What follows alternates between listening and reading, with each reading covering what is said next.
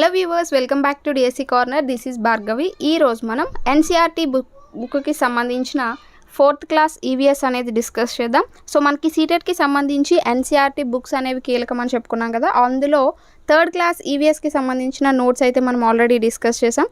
So ఇప్పుడు మనం 4th class ఈవీఎస్కి సంబంధించిన టోటల్గా మనకి 4th క్లాస్ ఈవీఎస్లో 27 లెసన్స్ ఉన్నాయి. 1 to 8 లెసన్స్ ఇప్పుడు మనం ఈ వీడియోలో డిస్కస్ చేద్దాం. దానికంటే ముందు మీరు ఎవరైనా ఈ ఛానల్ని ఫస్ట్ టైం చూసినట్టయితే సబ్స్క్రైబ్ చేసుకోండి అండ్ వీడియోని ఎండ్ వరకు చూడండి. మీకు నచ్చితేనే లైక్ చేసి సబ్స్క్రైబ్ చేయండి, అలాగే మీకు తెలిసిన వాళ్ళందరికీ కూడా షేర్ చేయండి. ఇంకా లేట్ చేయకుండా వీడియో అయితే స్టార్ట్ చేసేద్దాం. సో 4th క్లాస్ ఈవీఎస్కి సంబంధించి ఫస్ట్ లెసన్ కనుక చూస్తే గో టు స్కూల్. ఇది మనకి ఏం తెలియజేస్తుందంటే డిఫరెంట్ టైప్స్ ఆఫ్ రీజన్స్లో ఉన్న పిల్లలు వాళ్ళ స్కూల్స్కి ఎలా వెళ్తున్నారు ఏంటి అనేది తెలియజేస్తూ ఉంటుంది.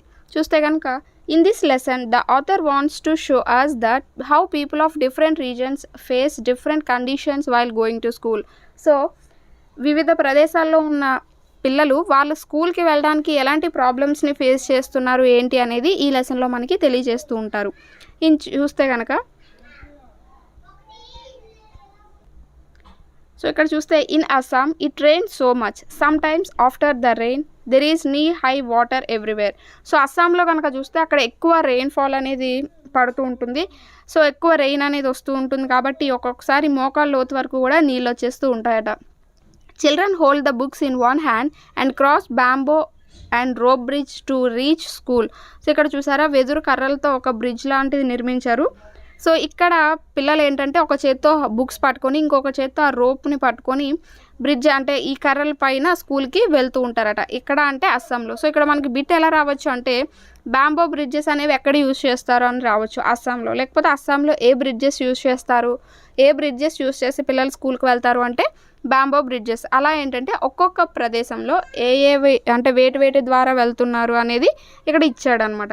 నెక్స్ట్ లడఖ్లో కనుక చూసుకుంటే in Ladakh children have to cross the river to get school. So లడఖ్లో ఒక రివర్ని దాటి స్కూల్కి వెళ్ళాల్సి ఉంటుందట. The river is wide and deep, చాలా లోతుగా చాలా పెద్దగా ఉంటుంది. There is strong iron pipe across the river tightly with strong trees or rocks. So ఇక్కడ ఒక చెట్లకు కానీ ఇక్కడ ఉన్న రాళ్ళకు కానీ ఒక ఐరన్ రోప్ లాంటిది కడుతూ ఉంటారు. ఈ మధ్య నుంచి ఇక్కడ నది అనేది ప్రవహిస్తూ ఉంటుంది. సో ఈ రోప్ ద్వారా ఏంటంటే పిల్లలు స్కూల్కి వెళ్తూ ఉంటారు. ఎలా అంటే ద రివర్ ఆ యొక్క రోప్ అనేది టైట్గా కట్టబడి ఉంటుంది. There is a trolley and open box made by wood. అంటే ఒక ఓపెన్ బాక్స్ లాంటిది. సో ఇక్కడ మీకు పిక్చర్లో కనిపిస్తుంది కదా, ఈ బాక్స్ లాంటిది ఈ రోప్కి అమర్చబడి ఉంటుందన్నమాట. సో పిల్లలు ఒక 4-5 కలిపి ఈ బాక్స్లోకి ఎక్కి ఈ రివర్ అనేది దాటుకొని స్కూల్కి వెళ్తూ ఉంటారు. సో ఇక్కడ చూసుకుంటే ఒక వుడ్ బాక్స్ లాంటిది ఉంది కదా, attached with the rope. So రోప్కి అటాచ్ చేసిబడి ఉంటుంది. 4 or 5 children sit in the trolley and a pulley helps the trolley to move across the rope. So ఈ విధంగా ఒక ట్రాలీ లాంటిది ఉంటుందన్నమాట లడఖ్లో. ఇక్కడ ఒక మనిషి అనేవాడు ఉండి దాన్ని పుల్ చేస్తూ ఉంటే ఇక్కడి నుంచి ఆ చివరికి ఆ బాక్స్ అనేది కదులుతుంది. సో దాని ద్వారా ఆ రివర్ని దాటుతూ ఉంటారు పిల్లలు. సో లడఖ్లో ఏముంటాయి అంటే ఈ ట్రాలీస్ అనేవి ఉంటూ ఉంటాయి. నెక్స్ట్ కేరళలో కనుక చూసుకుంటే in Kerala children goes to school in vallam which is small boat made by wood. So వుడ్తో చేసే చిన్న బోట్స్ని అక్కడ వల్లాం అని అంటూ ఉంటారు. ఇక్కడ పిక్చర్లో చూసారు కదా, వాటితో పిల్లలు ఒక స్కూల్కి వెళ్తూ ఉంటారనమాట. నెక్స్ట్ ఇక్కడ రాజస్థాన్లో కనుక చూసుకుంటే క్యామిల్ కార్ట్ అంటే ఒంటి సహాయంతో అక్కడ పిల్లలు స్కూల్కి వెళ్తూ ఉంటారు. నెక్స్ట్ గుజరాత్లో కనుక చూస్తే in Gujarat children are jugaad to go to their school. A jugaad is vehicle that sound foot when it runs. The front of jugaad look like a motorcycle but the carriage at the back is made out of planks of wood. So ఇక్కడ చూసారా, ఈ బండిని జుగాద్ అంటారట. ముందు కనుక మనకి చూసుకుంటే ఇక్కడ అంతా కూడా మోటార్ సైకిల్లా కనిపిస్తుంది. అలాగే వెనక అంతా కూడా వుడ్తో అంటే చెక్కతో చేసిన ఒక కూర్చోడానికి నించోడానికి అవసరమైన ఒక పెట్టెలాగా ఉన్నది కదా. సో గుజరాత్లో ఈ టైప్ ఆఫ్ వెహికల్స్ అనేవి ఉంటాయి. పిల్లలు వాటి ద్వారా స్కూల్కి వెళ్తూ ఉంటారు. నెక్స్ట్ చూస్తే ఇన్ నార్థన్ హిల్స్ అంటే ఏవైతే ఉత్తరంలో ఉన్న కొండలు పర్వతాలు ఉన్నాయో ఉత్తర పర్వతాల్లో children cross snow path to reach their school while in Uttaranchal the paths are rocky and uneven. Northern హిల్స్లో కనుక చూస్తే స్నో ద్వారా వాళ్ళు వెళ్తూ ఉంటారు. అలాగే ఉత్తరాఖండ్లో కనుక చూసుకుంటే రాకీ పాత్స్ అంటే రాళ్లతో పేర్చిన ఒక దారిలా ఉంటుంది. సో వాటి గుండా స్కూల్స్కి వెళ్తూ ఉంటారు. అయితే ఇక్కడ మనకి బిట్స్ అనేవి ఏ ప్రదేశంలో ఏ ప్లేస్లో వాళ్ళు ఎలా వెళ్తున్నారు అని రావడానికి ఛాన్సెస్ ఉంటాయి. నెక్స్ట్ చూస్తే in many parts of India children crosses dense forest to go to school. So ఇండియాలో చాలా ప్లేసెస్లో ఏంటంటే అడవులను దాటి కూడా స్కూల్కి వెళ్తూ ఉన్నారట. No matter whether there is dense forest, farms, mountains or snow on the way, children manage to reach school.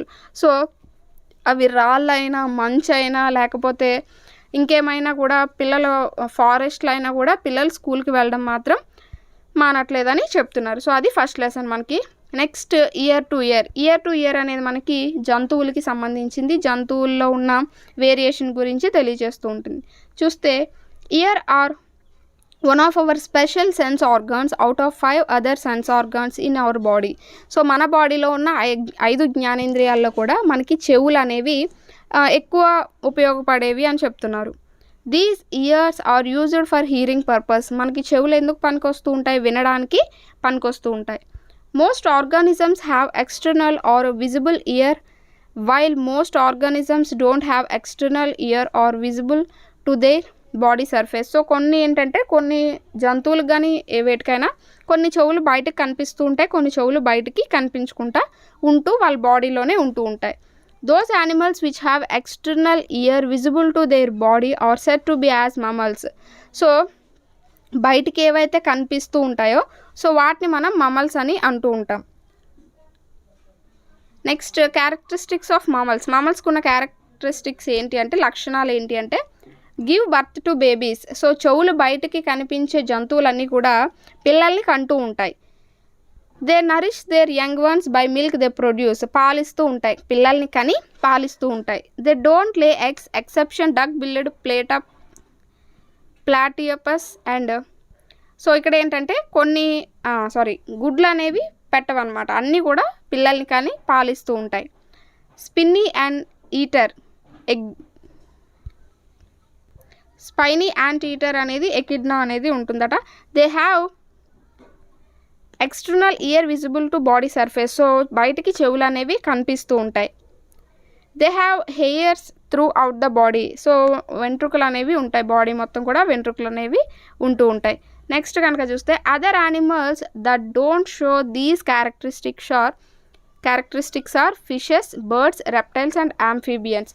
So ఈ ఏవైతే లక్షణాలు చూపించవో వాటిని మనం ఫిషెస్, బర్డ్స్, రెప్టైల్స్, ఆంఫీబియన్స్ కింద విడదీయడం అయితే జరిగింది. Next different animals have different kinds of years. So మనం చూస్తున్న జంతువుల్లో ప్రతిదానికి కూడా వేరు రకాల ఇయర్స్ అనేవి ఉంటూ ఉంటాయి. Among the animals some ear can be seen while some ear cannot be seen though they have ears. So మనకి కొన్ని జంతువుల్లో ఇప్పుడు పిచ్చుక, కోడి ఇలాంటి కొన్ని పక్షులకి చెవులు ఉన్నట్టు మనకి కనిపిస్తుండు. అలాగే కొన్ని కుక్క, పిల్లి, మేక ఇలాంటి వాటికి చెవులు ఉన్నట్టు మనకి కనిపిస్తూ ఉంటాయి అన్నమాట. సో అలా ఏంటంటే జంతువుల్లో కొన్ని చెవులు బయటకు కనిపిస్తాయి, కొన్ని బయటికి కనిపించకుండా ఉంటూ ఉంటాయి. Animals whose ear can be seen deer, tiger, elephant, giraffe, cat, dog, rat, lions. So వీటన్నింటికి కూడా చెవులు బయటికి కనిపిస్తూ ఉంటాయి. అలాగే animals whose ear can't be seen are fish, frog, toad, ants, birds, lizards, crocodiles, alligators. So వీటన్నింటికి కూడా మనకి చెవులు బయటికి కనిపించవు. Next elephant have fan like ears. ఎలిఫెంట్కి పెద్ద చెవులు అనేవి ఈ విధంగా ఉంటూ ఉంటాయి. సో అవి వాటికి ఫ్యాన్స్ లాగా ఉపయోగపడుతూ ఉంటాయి అన్నమాట. Rabbit have leaf like years అంటే ఈ విధంగా ఉంటూ ఉంటాయి అన్నమాట, ఈ విధంగా ఉంటాయి కదా అలాగా. Next giraffe and rabbit have years on the top of the head. అంటే కొన్ని జంతువులకి చెవులు పక్కన అంటే ఇయర్స్ అనేవి మనకి చెవులు అనేవి పక్కన ఉంటాయి. కొన్ని కుందేలకు కనుక చూసుకున్నారనుకోండి ఈ విధంగా పైన ఉంటాయి. అలా కొన్ని జంతువులకి పక్కన ఉంటాయి, కొన్ని జంతువులకి తల పైన ఉంటాయి. Dogs have years on both sides of the head. So ఇప్పుడే చెప్పుకున్నట్టు హెడ్కి ఈ విధంగా సైడ్స్ ఉంటూ ఉంటాయి. Next birds, lizards, crocodile have tiny holes on the both sides of heads. These holes serve as ears in all of them. So పక్షులకు కానీ బల్లులకి క్రొకోడైల్స్కి ఏంటంటే చెవులు ఉంటాయి కానీ అవి మనకి కనిపించవు. హెడ్ లోపల చిన్న హోల్స్ లాగా ఉంటూ ఉంటాయి. Animals also have different types of skin. Different pattern on animals are due to the hair on their skin. So ఏంటంటే మనకి ప్రతి జంతువుని కనుక చూసుకుంటే వాటి యొక్క స్కిన్ అనేది డిఫరెంట్గా ఉంటుంది. ఇప్పుడు పులి అనేది ఒకలా ఉంటుంది, సింహం ఒకలా ఉంటుంది, జిరాఫీ ఒకలా ఉంటుంది, జీబ్రా ఒకలా ఉంటుంది. సో వాటిపైన చారలు కూడా వేరు వేరు రకాలుగా ఉంటూ ఉంటాయి. The patterns or stripes present on the body of animals match with their surroundings like grass, plants etcetera. అంటే అవి ఎలా అంటే చుట్టూ ఏవైతే జంతువులు ఉంటాయో, ఇప్పుడు సింహం అనేది ఉన్నదనుకోండి, అది బ్రౌన్ కలర్ గడ్డిలో కలిసిపోతున్నట్టు కనిపిస్తూ ఉంటుంది. అలాగే జీబ్రా కొన్ని చారల్లో కలిసిపోయినట్టు ఉంటుంది. అలా ఏంటంటే ఆ ప్యాటర్న్స్ అన్నీ కూడా వాటి చుట్టుపక్కల ఉన్న ఏవైతే ప్రదేశాలు ఉంటాయో వాటికి తగ్గట్టుగా ఉంటూ ఉంటాయని చెప్తున్నారు. These prevent animals from being spotted by predators. So అవి ఏంటంటే అవి తప్పించుకోవడానికి, దాక్కోవడానికి, వాటిలో కలిసిపోవడానికి ఉపయోగపడుతూ ఉంటాయి. ప్రమాదాల నుంచి తప్పించుకోవడానికి ఉపయోగపడుతూ ఉంటాయి. For example, when zebra hides itself behind the grass, these stripes confuse the predators in identifying it, thereby provides protection. So ఎవరైనా దానికి హాని కలిగించాలని చూసినప్పుడు ఏంటంటే అది గడ్డిలో కలిసిపోతూ ఉంటుంది. సో అప్పుడు అది ఎక్కడున్నది ఏంటి అనేది దానికి కనిపించకుండా చేస్తుంది కాబట్టి అది ఒక రక్షణ కవచంలా ఉంటూ ఉంటుంది. These stripes act as natural camouflage. With these stripes, they can easily hide inside bushes and grasses from their predator animals. So ఏంటంటే ఏవైతే హాని కలిగించే ఉంటాయో యానిమల్స్ ఉంటాయో వాటి నుంచి ఇవన్నీ కూడా కాపాడుతూ ఉంటాయి. Next, not all animals have hairs on skin. So అన్ని జంతువులకి హెయిర్ అనేది ఉండదు స్కిన్ పైన. Hairs are the primarily features of the animal belongs to class mammalia. On the other hand, birds have feather in place of hair. So బర్డ్స్కే కనుక చూసుకుంటే హెయిర్కి బదులు ఈకలు లాంటివి ఉంటూ ఉంటాయి, వెంట్రుకలు లాంటివి. Animals that has hairs on skin, cat, dog, rat, cow, buffalo, lion, tiger, elephant, వీటన్నిటికీ కూడా హెయిర్ అనేది ఉంటుంది.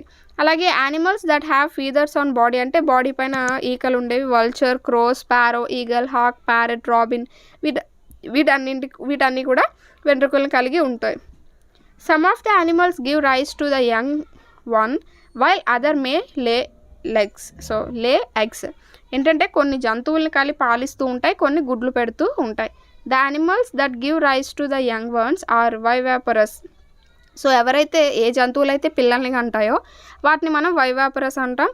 While other are said to be a oviparous. So oviparous అని అంటూ ఉంటాం. వైవాపరస్ యానిమల్స్ అంటే ఏంటంటే elephant, cow, dog, cat, lion, tiger, ఇవన్నీ కూడా మనకి ఈ యానిమల్స్ కిందకి రావడం జరుగుతుంది. నెక్స్ట్, ఓవిపరస్ యానిమల్స్ కిందకి ants, insect, cockroach, lizard, frog, toad, snake, ఇవన్నీ కూడా ఈ యానిమల్స్ కిందకి రావడం జరుగుతుంది. అవన్నీ కూడా గుడ్లు పెడుతూ ఉంటాయి. Once our planet earth was ruled by the largest creatures like dinosaurs. ఇక్కడ క్రియేచర్స్ అంటే ఏంటంటే యానిమల్స్ అని అర్థం. సో పూర్వం మన భూమి అనేది పెద్ద జంతువులైన డైనోసర్స్ చేత ఏలబడేదట. Now they are all extinct. Nowadays lizards are said to be as the little dinosaurs of new. So నార్మల్గా ఏంటంటే ఈ డైనోసర్స్ అనేవి ఇప్పుడు అంతరించిపోయాయి, ఇప్పుడు లేవు. వీటి బదులు ఏంటంటే బల్లులు, లిజర్డ్స్ ఉంటాయి కదా, వాటిని లిటిల్ డైనోసర్స్ అని పిలుస్తూ ఉంటారు. నెక్స్ట్, టైగర్ గురించి కనుక చూస్తే టైగర్ అనేది మనకి national animal. It is the symbol of strength, courage, pride. So ధైర్యానికి, సాహసానికి ఇది ఒక సింబల్ కింద చెప్తూ ఉంటారు. They have stripes on their body and belongs to the cat family. So దీనికి బాడీ పైన చారాలు అనేవి ఉంటాయి. ఇది క్యాట్ ఫ్యామిలీకి చెందిందనమాట. ఈ టైగర్స్ కూడా ఇప్పుడు అంతరించిపోతున్నాయి చాలా వరకు. Nowadays, the number of tigers and other animals are going down in India. Some of the causes are, so చాలా వరకు పక్షులు కానీ జంతువులు కానీ అంతరించిపోవడానికి గల కారణాలు ఏంటి అంటే people hunt them for their bones and skin. So వాటి యొక్క ఎముకలకి కానీ చర్మానం కోసం కానీ ఏంటంటే వాటిని చంపేస్తున్నారు. Next, deforestation. Because of deforestation, forests are disappearing which reduces their natural habitat. So ఏంటంటే చాలా అవసరాల కోసం చెట్లు నరికేయడం వల్ల ఈ పక్షులన్నీ కూడా, పక్షులు కానీ జంతువులు కానీ వాటి యొక్క నివాసాలు అనేవి కోల్పోయి అంతరించిపోతున్నాయి అన్నమాట. సో ఇది ఇయర్ టు ఇయర్ లెసన్కి సంబంధించి. Next, a day with Nandu. So a day with Nandu అనేది ఏంటో చూద్దాం. This story is based on the elephant name Nandu. So Nandu అనే ఎలిఫెంట్ గురించి ఈ లెసన్ మనకి తెలియజేస్తుంది. About elephant herd. Elephant herd అంటే ఏంటంటే ఎలిఫెంట్ యొక్క గుంపని. And elephant herd has mainly female and baby elephant. So ఈ గుంపులో ఏంటంటే మెయిన్గా ఒక ఫీమేల్ ఎలిఫెంట్ ఉంటుంది, అలాగే బేబీ ఎలిఫెంట్ ఉంటుంది. A herd may have 10 to 12 female and young ones. So 10 నుంచి 12 ఎలిఫెంట్స్ గుంపుని హెర్డ్ అంటారు. అంటే హెర్డ్ అంటే నార్మల్గా గుంపని. సో ఒక గుంపులో 10 నుంచి 12 ఆడి ఏనుగులు అనేవి ఉంటాయి. Oldest female is the leader of herd. So ఎవరైతే బాగా ముసలి ఏనుగు ఉంటుందో అది నాయకత్వం వహిస్తూ ఉంటుంది. Male elephants live in the herd till they are 14 to 15 years. So మగ ఏనుగులు అనేవి 14 నుంచి 15 సంవత్సరాలు వచ్చే వరకు అందులో ఉంటాయి. తర్వాత అవి విడిపోయి ఒంటరిగా ఉంటూ ఉంటాయి. నెక్స్ట్ ఎలిఫెంట్స్ గురించి కనుక చూస్తే elephants are the largest mammals and largest land animals in the world. So elephants అనేవి మమ్మల్స్లోనే లార్జెస్ట్ అంట అండ్ భూమిపైనే largest animals. Some elephants weigh as much as 14,000 pounds and are tall as 13 feet. So 13 అడుగుల వరకు పెరుగుతాయట, అలాగే 14,000 pounds బరువు అనేది ఉంటాయట. 3 months old elephant nearly weighs about 200 kgs. So ఒక 3 నెలలు ఉన్న ఏనుగు పిల్ల 200 kgs అనేది ఉంటుందట. Elephant can eat more than 100 kgs or 1 quintal of leaves and twig in 1 day. So ఒక ఎలిఫెంట్ రోజుకి 100 kgs ఆకులు అవి తింటుందట, లేదా 1 క్వింటాల్ అనేది తింటుందట. Elephant resting period is very less. So అది పడుకునే కాలం చాలా తక్కువ, 2 to 4 hours మాత్రమే అది రెస్ట్ తీసుకుంటూ ఉంటుందట. Elephant loves to play in the mud and water which keeps their skin cool. So elephant చాలా హాట్గా ఉంటుందా అంటే ఎలిఫెంట్ లోపల టెంపరేచర్ అనేది ఎక్కువగా ఉంటుంది. సో అది ఆ టెంపరేచర్ని కొంచెం బయట పంపించడానికి ఎక్కువగా నీటితో ఆడుతూ ఉంటుంది, బురదలో ఎక్కువగా ఆడుతూ ఉంటుందట, ఎందుకంటే హీట్ కొంచెం రెడ్యూస్ చేయడానికి. Elephant year or flop works as fan and these flops help themselves to cool. So ఆ చెవులు అనేవి ఎప్పుడు ఆడిస్తూనే ఉంటాయి కదా, అవి ఏంటంటే కొంచెం గాలి అనేది వచ్చేలా చేసుకుంటూ వాటి యొక్క బాడీని కూల్ చేసుకుంటూ ఉంటాయట ఎలిఫెంట్స్ అనేవి. Next the teeth present outside in the elephant tusk is modified incisor. So దంతాలు అనేవి ఉంటాయి కదా. Like elephants some other animals also live together in groups. These animal groups are called herds. So ఏవైతే జంతువుల యొక్క గుంపులు ఉంటాయో వాటిని మనం హెడ్స్ అని అంటూ ఉంటాం. అవే ఏనుగులే కాదు, మిగతా జంతువులు కూడా కొన్ని గుంపులుగా నివసిస్తుంటాయి. సపోజ్ హనీ బీస్ కానీ, తేనెటీగలు కానీ, చీమలు, ఇవన్నీ కూడా గుంపులుగా నివసిస్తూ ఉంటాయి. Animals in heads usually move around together searching for food. So ఇవి గుంపులుగా నివసించినప్పుడు ఏంటంటే ఒక దగ్గర నుంచి ఇంకొక దగ్గరికి వెళ్తూ ఆహారాన్ని అవి బతకడం ఇవన్నీ చేస్తూ ఉంటాయి అన్నమాట. సో ఇది మనకి third lesson. Next the story of Amrita. This story based on true event on ఈ life of a woman name Amrita Devi Bishnoi. So Amrita Devi Bishnoi అనే ఒక ఆవిడ యొక్క రియల్ స్టోరీని ఇక్కడ మనకి ఇవ్వడం జరిగింది. Which have taken place around 300 years ago. So 300 సంవత్సరాల క్రితం జరిగిన. Amrita lived in a village called Khejarli which is near Jodhpur in Rajasthan. Village got its name because of many khejri trees that grew there. So అక్కడ కెజాడీ అనే ఒక విలేజ్ ఉండేదట. ఆ విలేజ్కి ఆ నేమ్ ఎందుకు వచ్చింది అంటే కెజాడీ ట్రీస్ అనేవి ఎక్కువగా ఉండేవట. సో అది ఎక్కడుంది అంటే జోధ్పూర్ రాజస్థాన్లో ఉన్నది. Amrita Devi belongs to Bishnoi community who took great care of the plant and animals and taken out to protect them at any cost. So Bishnoi అనేది ఒక కమ్యూనిటీ. ఎందుకు అంటే ఎంత అంటే ప్రాణాలకు తెగించైనా కూడా చెట్లని జంతువుల్ని కాపాడడానికి ఆ కమ్యూనిటీ అనేది కృషి చేస్తూ ఉండేది. దానికి సంబంధించిన ఆవిడ ఈ Amrita Devi. The people of the village remembered what their elders used to tell them. They used to say అగర్ పెర్ హెయిన్ టు హుమ్ హెయిన్. అంటే ఏంటంటే plants and animals can survive without us but we can't survive without them. So చెట్లు జంతువులు అనేవి మనం లేకపోయినా అవి బతకగలవు, కానీ అవి లేకపోతే మనం బతకలేము అనే ఒక దానిపైన అంటే ఆ బోధన అనేది అలా వాళ్ళకి స్ప్రెడ్ అవుతూ ఉండేదన్నమాట. She sacrificed her life along with her 3 daughters and 363 villages by hugging the trees. So ఆమె యొక్క 3 కూతుళ్ళు అలాగే 363 మంది ఊర్లో వాళ్ళు అందరూ కలిసి చనిపోవడం జరిగిందట. ట్రీస్ని హక్ చేసుకోవడం జరిగిందట. ఎందుకో చూద్దాం. She saved the trees by doing this from the king's people who want to cut the tree under the consent of king so that they can build a new king's palace. So ఒక రోజు king ఏమంటాడంటే రాజు, so కొత్త palace కట్టడానికి ఆ చెట్లు అనేవి నరికేసి would తెండి అని పంపిస్తూ ఉంటాడు. సో పంపించినప్పుడు ఆ చెట్లు నరకొద్దు అని చెప్పి వాళ్ళు హక్ చేసుకుంటారు అనమాట. ఆ చెట్లు నరకొద్దు అని చెప్పి హక్ చేసుకున్నప్పుడు ఈ రాజు యొక్క భటులు వాళ్ళని చంపేసి ఆ చెట్లని నరికేస్తారనమాట. సో అప్పుడు ఆమె అలాగే ఆమె యొక్క ముగ్గురు కూతుర్లు 363 మంది విలేజెస్ కూడా చనిపోతారు. అప్పుడు ఏమవుతుందంటే when the king heard of this, so అప్పుడు ఈ న్యూస్ రాజుగారికి తెలుస్తుంది. He could not believe that people gave up their lives for trees. So నిజంగా అంటే చెట్ల కోసం వాళ్ళు ప్రాణాలే వదిలేశారనేది అతను నమ్మలేకపోతాడు. He visited the village himself. There he learned about villages respect for trees and animals. So అతనే స్వయంగా ఊరికి వెళ్ళి వాళ్ళకి చెట్ల పైన యానిమల్స్ పైన ఉన్న ప్రేమని తెలుసుకొని వాళ్ళకి respect ఇస్తాడనమాట.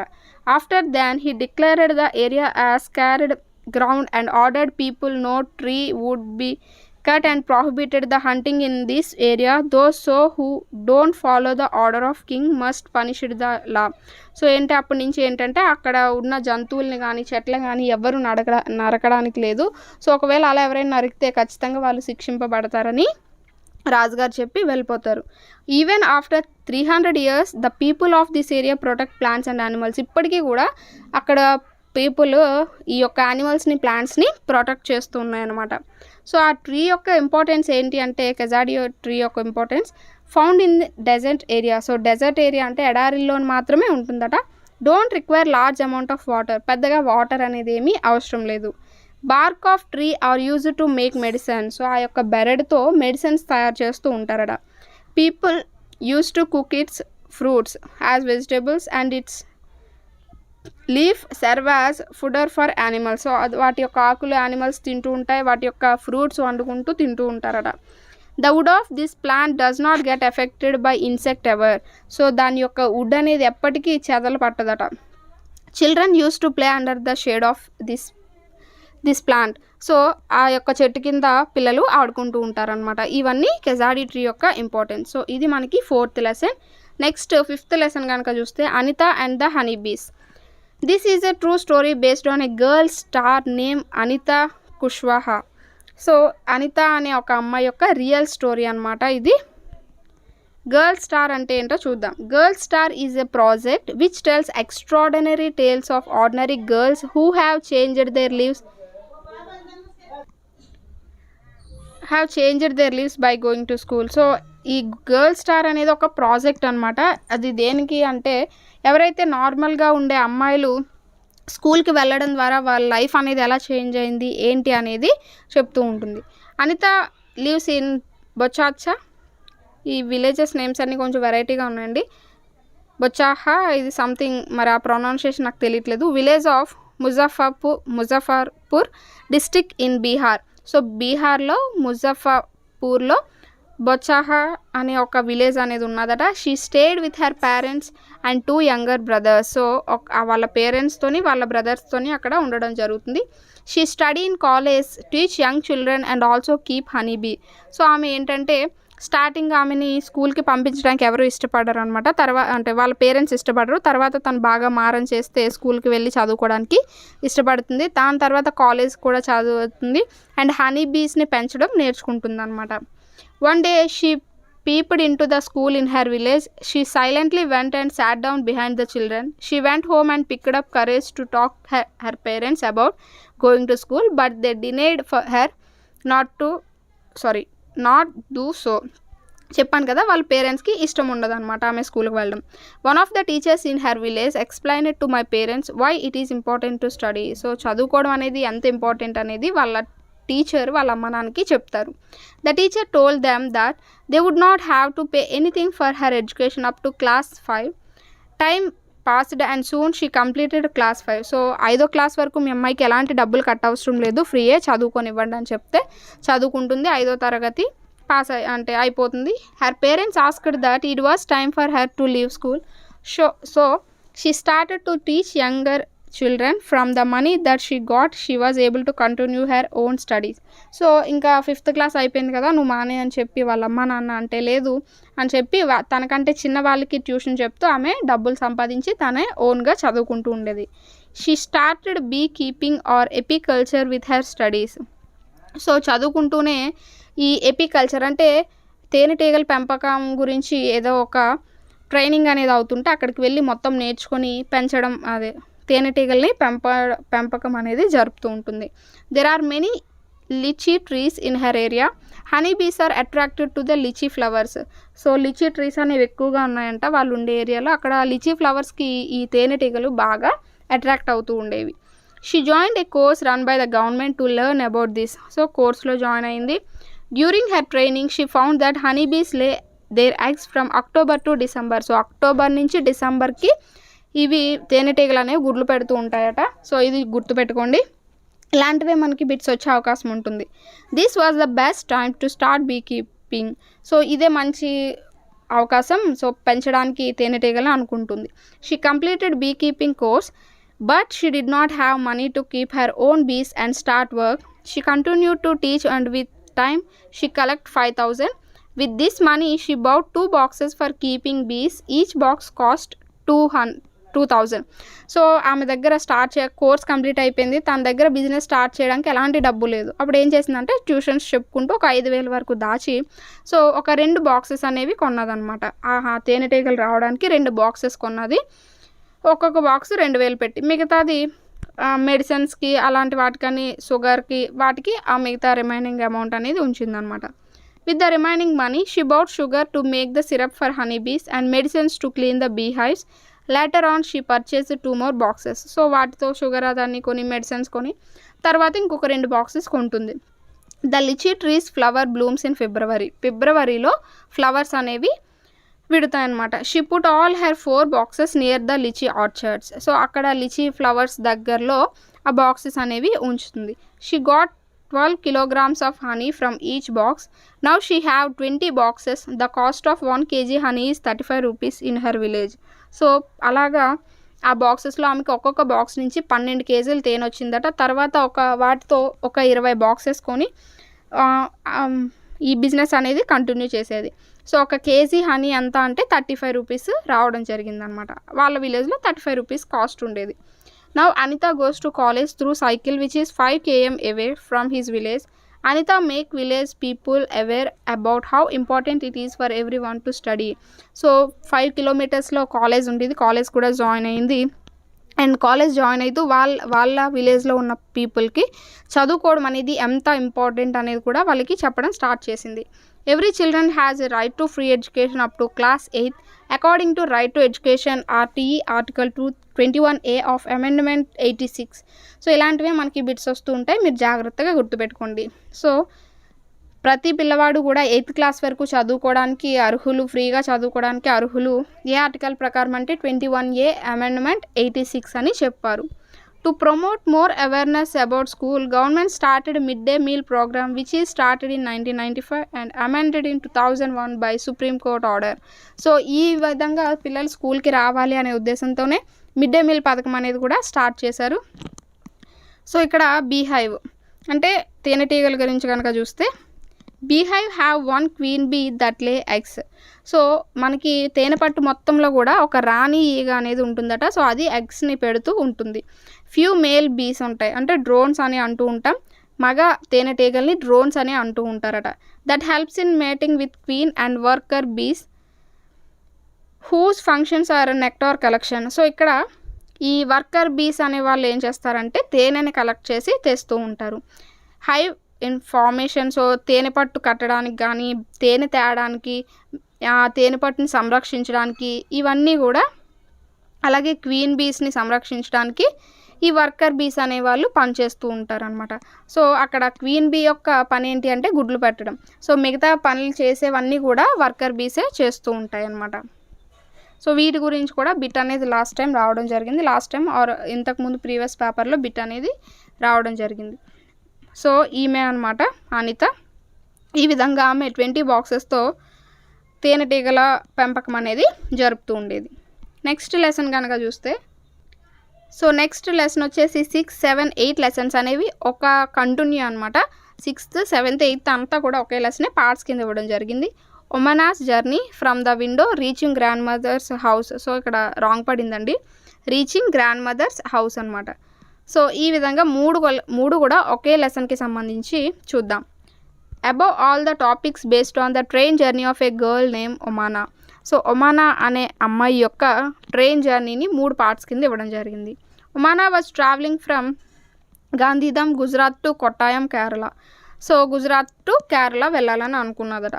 She was going to her grandmother's house. Omana's train started from Gandhidham in Kutch. So కుచ్లోని గాంధీధామ్ నుంచి ఒమానాస్ ట్రైన్ అనేది స్టార్ట్ అయింది. By the time the train started, most people had found their seats and arranged their luggage. After some time, the ticket collector came and checked our tickets to see that we all were in our proper seats. So అందరూ వాళ్ళు కూర్చొని luggage అంతా సర్దుకున్నాక కాసేపు అయ్యాక ticket collector TC వచ్చారు. So వచ్చిన తర్వాత అందరు టికెట్స్ కలెక్ట్ చేయడం జరిగింది.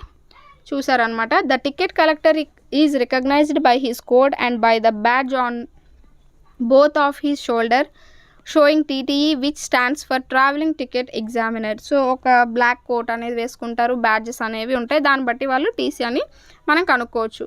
The train passes through many stations during her journey like Ahmedabad, Valsad, Madgaon, Udupi, Ratnagiri, Kozhikode, Kottayam. While passing from Madgaon on the train passed a level crossing. So ఇక్కడ ఏంటంటే చాలా స్టేషన్స్ని వాళ్ళు, చాలా సిటీస్ని వాళ్ళు దాటుకుంటూ వెళ్ళారట. Omana saw many kind of vehicles on railway crossing like bus, truck, car, auto rickshaw, motor cycles, tongas and bullock cart them. Some people do not switch off the engines of their vehicles even while waiting. There is a lot of smoke and noise. అంటే వెళ్ళేటప్పుడు అటు ఇటు gates అనేవి పడుతూ ఉంటాయి కదా, అక్కడ చాలా వెహికల్స్ అనేవి చూసిందట. వాళ్ళు ఎవరు కూడా ఇంజన్స్ ఆఫ్ చేయకపోవడం వల్ల చాలా స్మోక్, పొల్యూషన్ అంతా కూడా అక్కడ ఉన్నది అని చెప్తుంది. That route from Goa to Kerala has a total of 2000 bridges and 92 tunnels. So tunnels means సొరంగాలు. సో ఆ గోవా నుంచి కేరళకు వెళ్ళడానికి 2000 బ్రిడ్జెస్ దాటాలట అండ్ 92 టన్నల్స్ గుండా ట్రైన్ అనేది వెళ్ళిందట. The route is full of mountains and rivers. That is why this reason have that much number of bridges and tunnels. So ఎక్కువ రివర్స్, మౌంటైన్స్ ఉండడం వల్ల అన్ని దాటాల్సి వచ్చింది. On the way from Gujarat to Kerala the train crosses Maharashtra, Goa, Karnataka.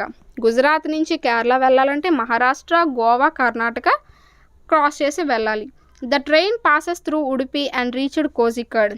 So Udupi గుండా వెళ్ళి కోజికోడ్ చేరుకుంటుందన్నమాట. Kozhikode is the city in the state of Kerala in southern India on the Malabar coast. It is also known as Calicut. So Kozhikode అనేది కేరళలో ఉన్నది అండ్ దాన్నే మనం కాలికట్ అని కూడా అంటారట.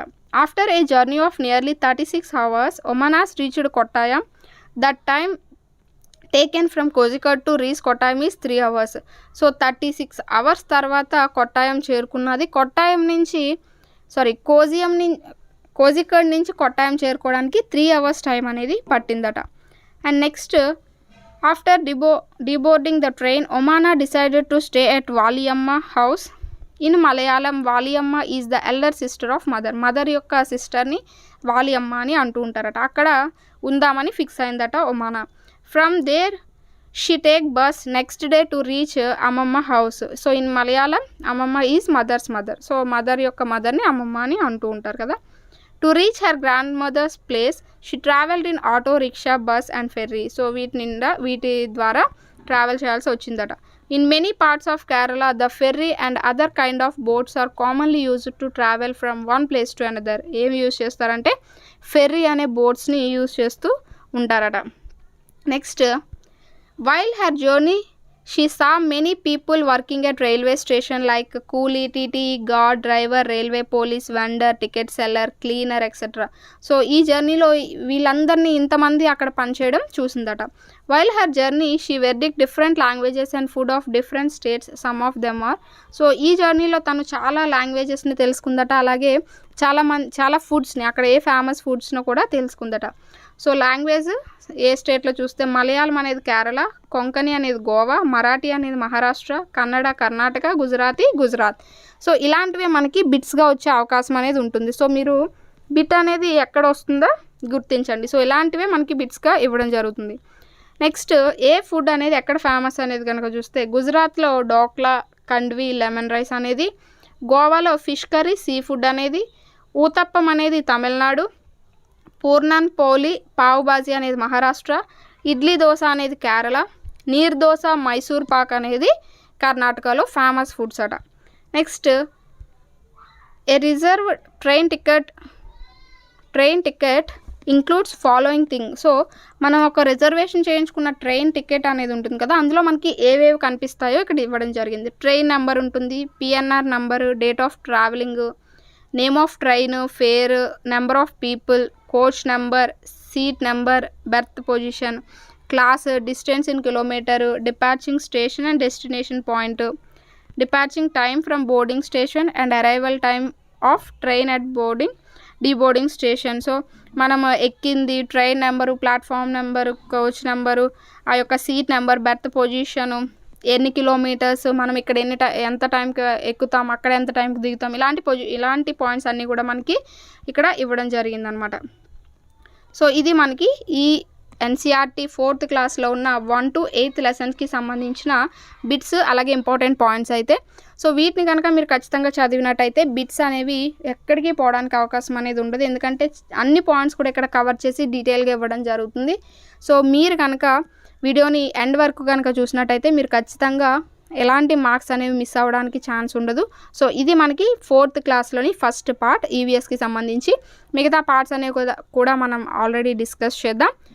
సో నెక్స్ట్ వీడియోతో అయితే మళ్ళీ కలుద్దాం. Thanks for watching. దానికంటే ముందు మీకు ఈ వీడియో కనుక నచ్చినట్టయితే లైక్ చేయండి, షేర్ చేయండి, సబ్స్క్రైబ్ చేయండి. అండ్ వీడియోని లైక్ చేయడం మాత్రం అస్సలు మర్చిపోకండి, ఎందుకంటే వీడియోని లైక్ చేస్తేనే అది చాలా మందికి షేర్ అవుతుంది.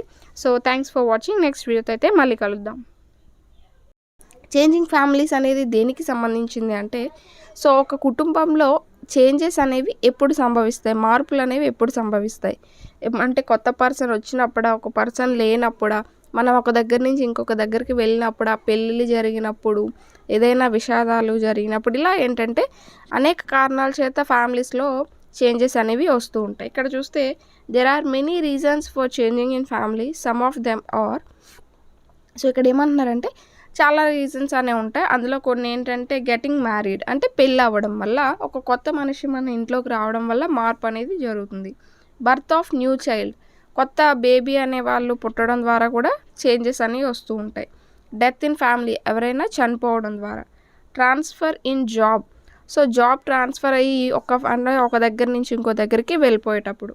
Division of family due to disputes, అంటే ఏదైనా గొడవల వల్ల ఫ్యామిలీస్ విడిపోవడం. సో వీటన్నింటి ద్వారా ఏంటంటే చేంజెస్ అనేవి వస్తూ ఉంటాయి.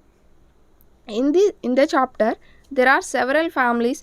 The reason for their change in families are follows. So మనకి లెసన్లో ఇచ్చినట్టు నిమ్మిస్ ఫ్యామిలీలో ఏంటంటే ఒక బేబీ పుట్టడం ద్వారా చేంజ్ అనేది వచ్చింది. అలాగే సెరింగ్స్ ఫ్యామిలీలో ఏంటంటే father got transfer in job, so transfer వల్ల చేంజ్ అనేది వచ్చింది. నజీల్స్ ఫ్యామిలీలో ఏంటంటే కజిన్ గెటింగ్ మ్యారేజ్ చేసుకోవడం వల్ల చేంజ్ అనేది వచ్చింది. నెక్స్ట్ చూస్తే there are many girls who get married before they are 18 years old. Many of them have on even to leave schools. So ఇక్కడ ఏంటంటే చాలామంది అమ్మాయిలు వాళ్ళ వయసుకి ముందే ఎక్కువగా మ్యారేజ్ చేసేస్తూ ఉంటారు. సో వాళ్ళు స్కూల్కి కూడా దూరం అయిపోతూ ఉంటున్నారు. There are many true stories of girls like Sushila of Rangareddy district who are going back to school. So ఈమె కూడా అలాంటి ఆ స్టోరీ, ఒక అమ్మాయి సుశీల అనే అమ్మాయి ఏ డిస్టిక్ అంటే రంగారెడ్డి డిస్టిక్, తెలంగాణ. సో రంగారెడ్డి డిస్ట్రిక్ట్కి చెందిన అమ్మాయి అనమాట. She also got the help of the Panchayat.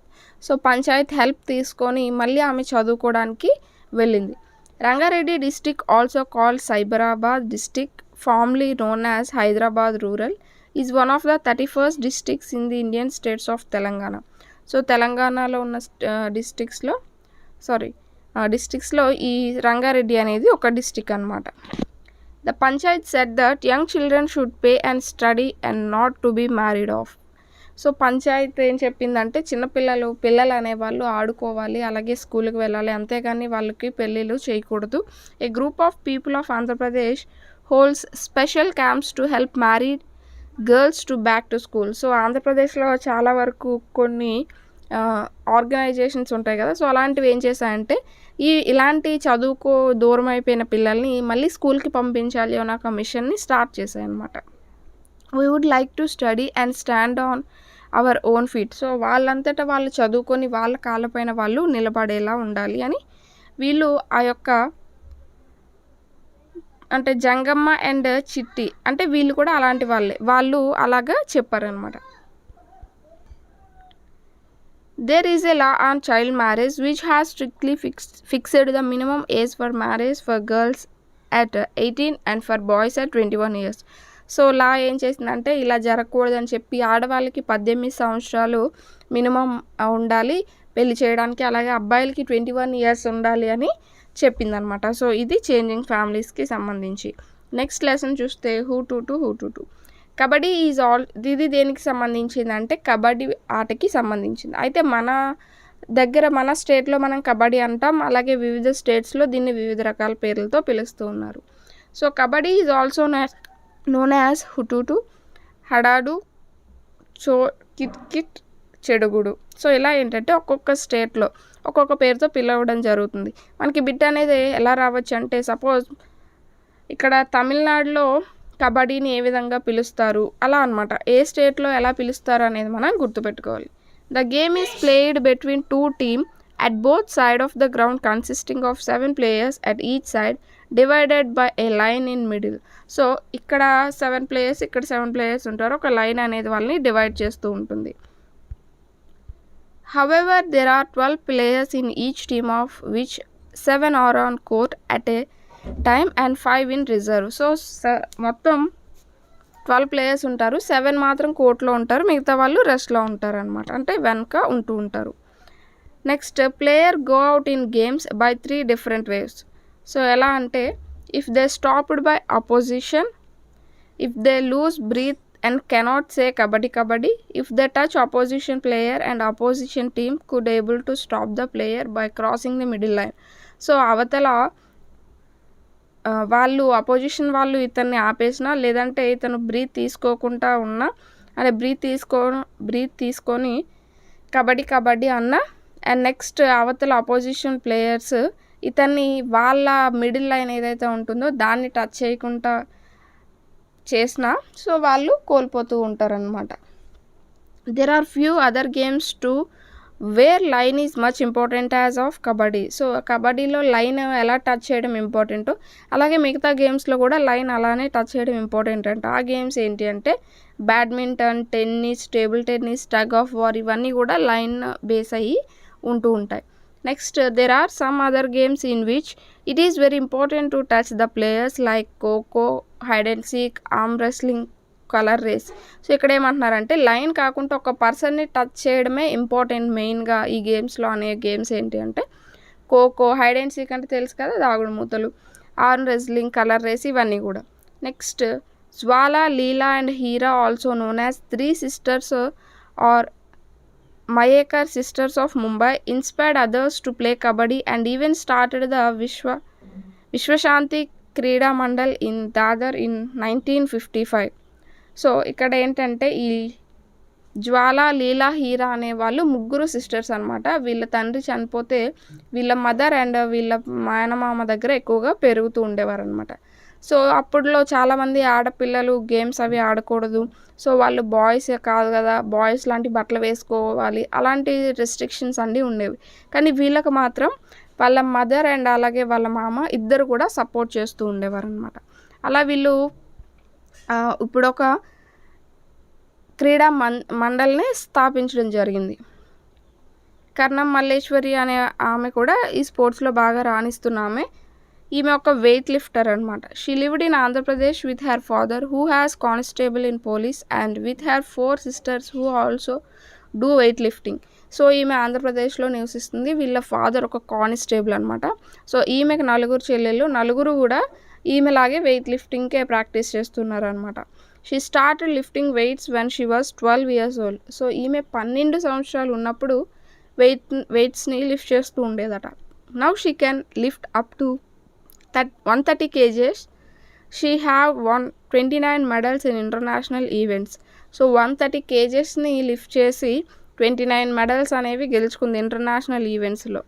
She have won bronze medal in 2000 Sydney Olympic and because became the first Indian woman to win an Olympic medal. సో weight లిఫ్టింగ్లో ఈమె Olympic medal సాధించిన మొట్టమొదటి ఆమె.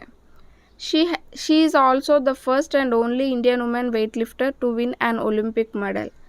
In 1977, she married a fellow weightlifter Rajesh Tyagi. So Rajesh Tyagi అనే అతన్ని 1997లో marriage చేసుకుంది.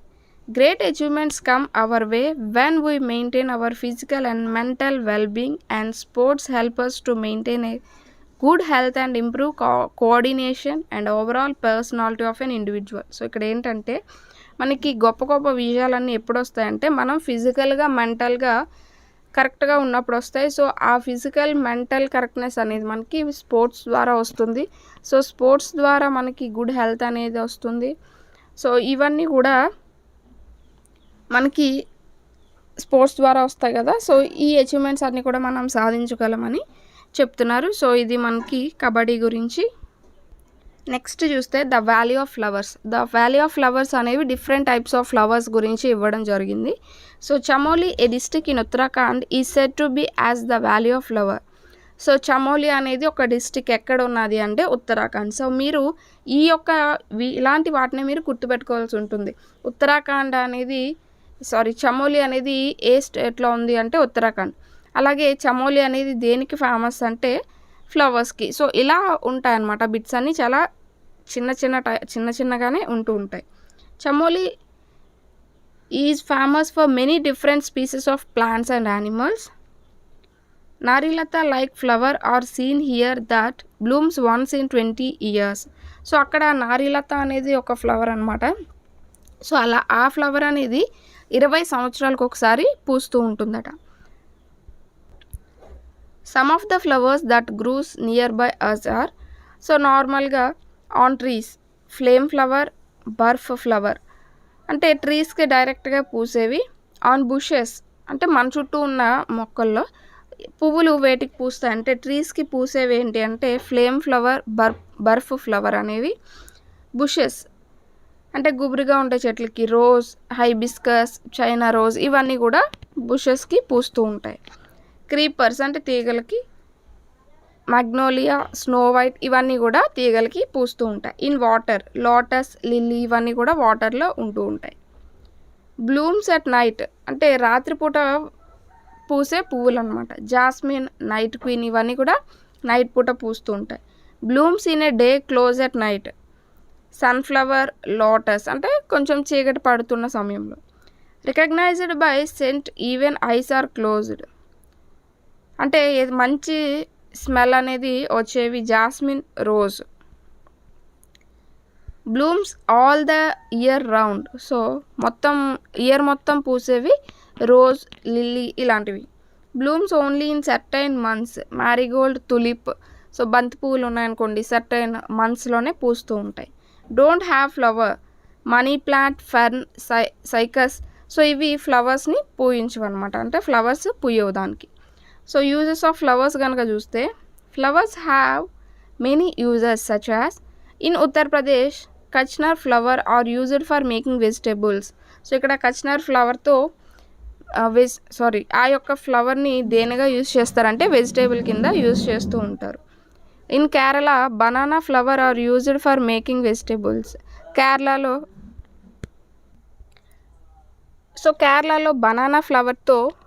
బనానా ఫ్లవర్ని వెజిటేబుల్ కింద యూజ్ చేస్తూ ఉంటారు. అలాగే మహారాష్ట్రలో షజహాన్ ఫ్లవర్ని పకోరాస్ చేయడానికి యూజ్ చేస్తూ ఉంటారు. అలాగే షఫాలికా అనే ఫ్లవర్ని చట్నీ చేయడానికి యూజ్ చేస్తూ ఉంటారు. మనకి ఇలా ఒక్కొక్క ఫ్లవర్ గురించి ఇచ్చి దాని యూజ్ అనేది ఏ విధంగా ఉంటుంది అని అడగొచ్చు. రోజ్ అండ్ సాడర్ are used in making medicines. So మెడిసిన్స్ని యూజ్ చేయడానికి యూజ్ చేస్తూ ఉంటారట ఈ ఫ్లవర్స్ని. అలాగే rose, China rose, marigold, xenia are used for making colours which are used to dye clothes. అంటే క్లాత్స్కి కలర్స్ వేయడానికి ఈ యొక్క ఫ్లవర్స్ని యూజ్ చేస్తూ ఉంటారట. Jasmine, rose are used for making సెంట్లు చేయడానికి రోజ్, జాస్మిన్ ఈ ఫ్లవర్స్ని యూజ్ చేస్తారు. Flowers are also used for making ittar. So ittar అంటే ఏంటి, మనకి మంచి సువాసన వచ్చి సెంట్ టైప్ అనమాట. సో కొంతమంది అత్తర్ అని కూడా అంటూ ఉంటారు. సో ఇత్తర్ అనేది ఫ్లవర్స్ నుంచే తయారు చేస్తూ ఉంటారు. సో ఇక్కడ చూస్తే so ittar are pure extract of flower. So flowers నుంచి తీసిన ప్యూర్ అనమాట, ప్యూర్ ఎక్స్ట్రాక్ట్ని ఇత్తర్ అనే అంటూ ఉంటారు. So the Kannauj district in Uttar Pradesh is famous for ittar. So Kannauj district అనేది ఉత్తరప్రదేశ్లో ఉంది. ఇది మనకి ఇత్తర్కి ఫేమస్ అనమాట. ఉత్తరాఖండ్లో ఉన్న చమోలి అనేది ఫ్లవర్స్కి ఫేమస్ అయితే ఇక్కడ కనౌజ్ అనేది ఇత్తర్కి famous. Ittar, rose water, kewra water are prepared from flowers here. So ఇక్కడ రోజ్ వాటర్ నుంచి అలాగే కేవ్రా వాటర్ నుంచి ఇత్తర్ అనేది ప్రిపేర్ చేస్తూ ఉంటారనమాట. Kannauj is said to be as perfume capital of India and Gracie is said to be as perfume capital of world. So మన ఇండియాలో కనౌజ్ని perfume capital అంటారు. అలాగే మొత్తం వరల్డ్లో అయితే ఫ్రాన్స్ గ్రేసీని పెర్ఫ్యూమ్ క్యాపిటల్ అని అంటూ ఉంటారు. అయితే how to make rose water అని కనుక చూస్తే, mix equal parts of rose water and glycerin, fill in a bottle, add a few drops of lemon juice. In winters, use this mixture on your skin. Our skin will not crack or dry. అంటే మనకి వింటర్లో వైట్గా crack వచ్చేసినట్టు పొడిబారిపోతూ ఉంటుంది కదా. So అప్పుడు rose వాటర్ని, గ్లిజరిన్ని equal పార్ట్స్గా తీసుకొని అది మనం బాడీకి అప్లై చేసినట్టయితే ఈ విధంగా క్రాక్స్, డ్రై స్కిన్ అనేది ఉండదట. సో రోజ్ వాటర్ వల్ల అది use. Next, there are many occasions and events where flower is used such as, అంటే మనం ఒక్కొక్క ఫంక్షన్కి ఒక్కొక్క టైప్ ఆఫ్ ఫ్లవర్స్ అనేవి యూజ్ చేస్తూ ఉంటాం. సో ఇప్పుడు ఏమైనా ఇంట్లో పండగలు కానీ పెళ్ళిళ్ళు కానీ వచ్చినప్పుడు బంతిపూలతో దాంట్లో కడుతూ ఉంటాం. అలా ఏంటంటే ఒక్కొక్క ఒకేషన్కి ఒక్కొక్కలాగా ఉంటుందట. చూద్దాం. ఫ్రెండ్షిప్ డేకి పింక్ రోజ్ అనేది ఇస్తారట, బర్త్డేకి రోజ్ ఆర్ తులిప్, మ్యారేజ్ యానివర్సరీకి బొకే, వ్యాలంటైన్స్ డేకి రెడ్ రోజ్, రిలీజియస్ సెరిమనీకి మ్యారీగోల్డ్, ఇప్పుడే చెప్పుకున్నాం కదా. సిమెటరీస్కి తులిప్స్ అనేవి వాడుతూ ఉంటారనమాట. నెక్స్ట్, మధుబని పెయింటింగ్స్ అనేవి ఏంటి అంటే ఒక పురాతన పెయింటింగ్స్ అనమాట. ఇందులో మనకి different types of flowers, trees, అలా అంటే మనుషులు వీళ్ళందరూ ఉంటారనమాట. Madhubani is a very old form of folk art, ఒక ఫోక్ ఆర్ట్ అనమాట. There is a district in Bihar called Madhubani. బీహార్లో ఒక డిస్ట్రిక్ట్ అనేది మధుబని అనమాట. During festivals and happy occasions the walls of the houses and their courtyards are painted with such pictures. So ఏదైనా పండుగలు వచ్చినప్పుడు, ఏదైనా ఫంక్షన్స్ వచ్చినప్పుడు వాళ్ళ గోడల పైన ఈ విధంగా ఈ మధుబని పెయింటింగ్స్ అనేవి వేస్తూ ఉంటారట. These paintings are made out of paste of powdered rice in which colour has been mixed. So రైస్ని పౌడర్ చేసి దాన్ని ఒక పేస్ట్లా కలిపి దాంట్లో కలర్స్ మిక్స్ చేసి ఆ పెయింటింగ్స్ అనేవి వేస్తూ ఉంటారట. సో ఇలాంటివే మనకి బిట్స్ వచ్చే అవకాశం అనేది ఉంటుంది. Next, the colours used in Madhubani paintings are very special to make them indigo, turmeric colours from flowers and trees etcetera are used. So ఈ కలర్స్ అనేవి మనకి ఎక్కడి నుంచి తీసుకుంటారు అంటే ఇండిగో, టర్మరిక్ అంటే మన పసుపు. సో ఇలాంటి కలర్స్ అన్నీ తీసుకొని పెయింటింగ్స్ అనేవి చేస్తూ ఉంటారు. The paintings show human beings, animals, trees, flowers, birds, fish and many other animals. So అందులో మనకి చెట్లు, రకరకాల జంతువులు, పువ్వులు, పక్షులు, అలాగే చేపలు, ఇలాంటివన్నీ కూడా కనిపిస్తూ ఉంటాయట. సో ఇది మనకి వాల్యూ ఆఫ్ ఫ్లవర్స్ గురించి. నెక్స్ట్, చేంజింగ్ టైమ్స్ అనేది దేనికి సంబంధించింది అంటే జనరేషన్ టు జనరేషన్ హౌసెస్ కట్టుకోవడం అనేది ఏ విధంగా చేంజ్ అయింది. సో పురాతన కాలంలో హౌసెస్ అనేవి వేటితో కట్టేవారు, నెక్స్ట్ జనరేషన్స్కి హౌసెస్ అనేవి ఎలా కట్టడం మార్పు చెందాయి అనేది మనకి చేంజింగ్ టైమ్స్లో కనిపిస్తూ ఉంటుంది. In this chapter we have to discuss about how the houses are change in time to time. Here we have to discuss about a person named Chetan Das experience. అంటే ఇక్కడ ఒక పర్సన్ ఉంటారు, చేతన్ దాస్ అనే అతను. సో అతను అతను 60 years లైఫ్ అనేది గడిపేస్తారు.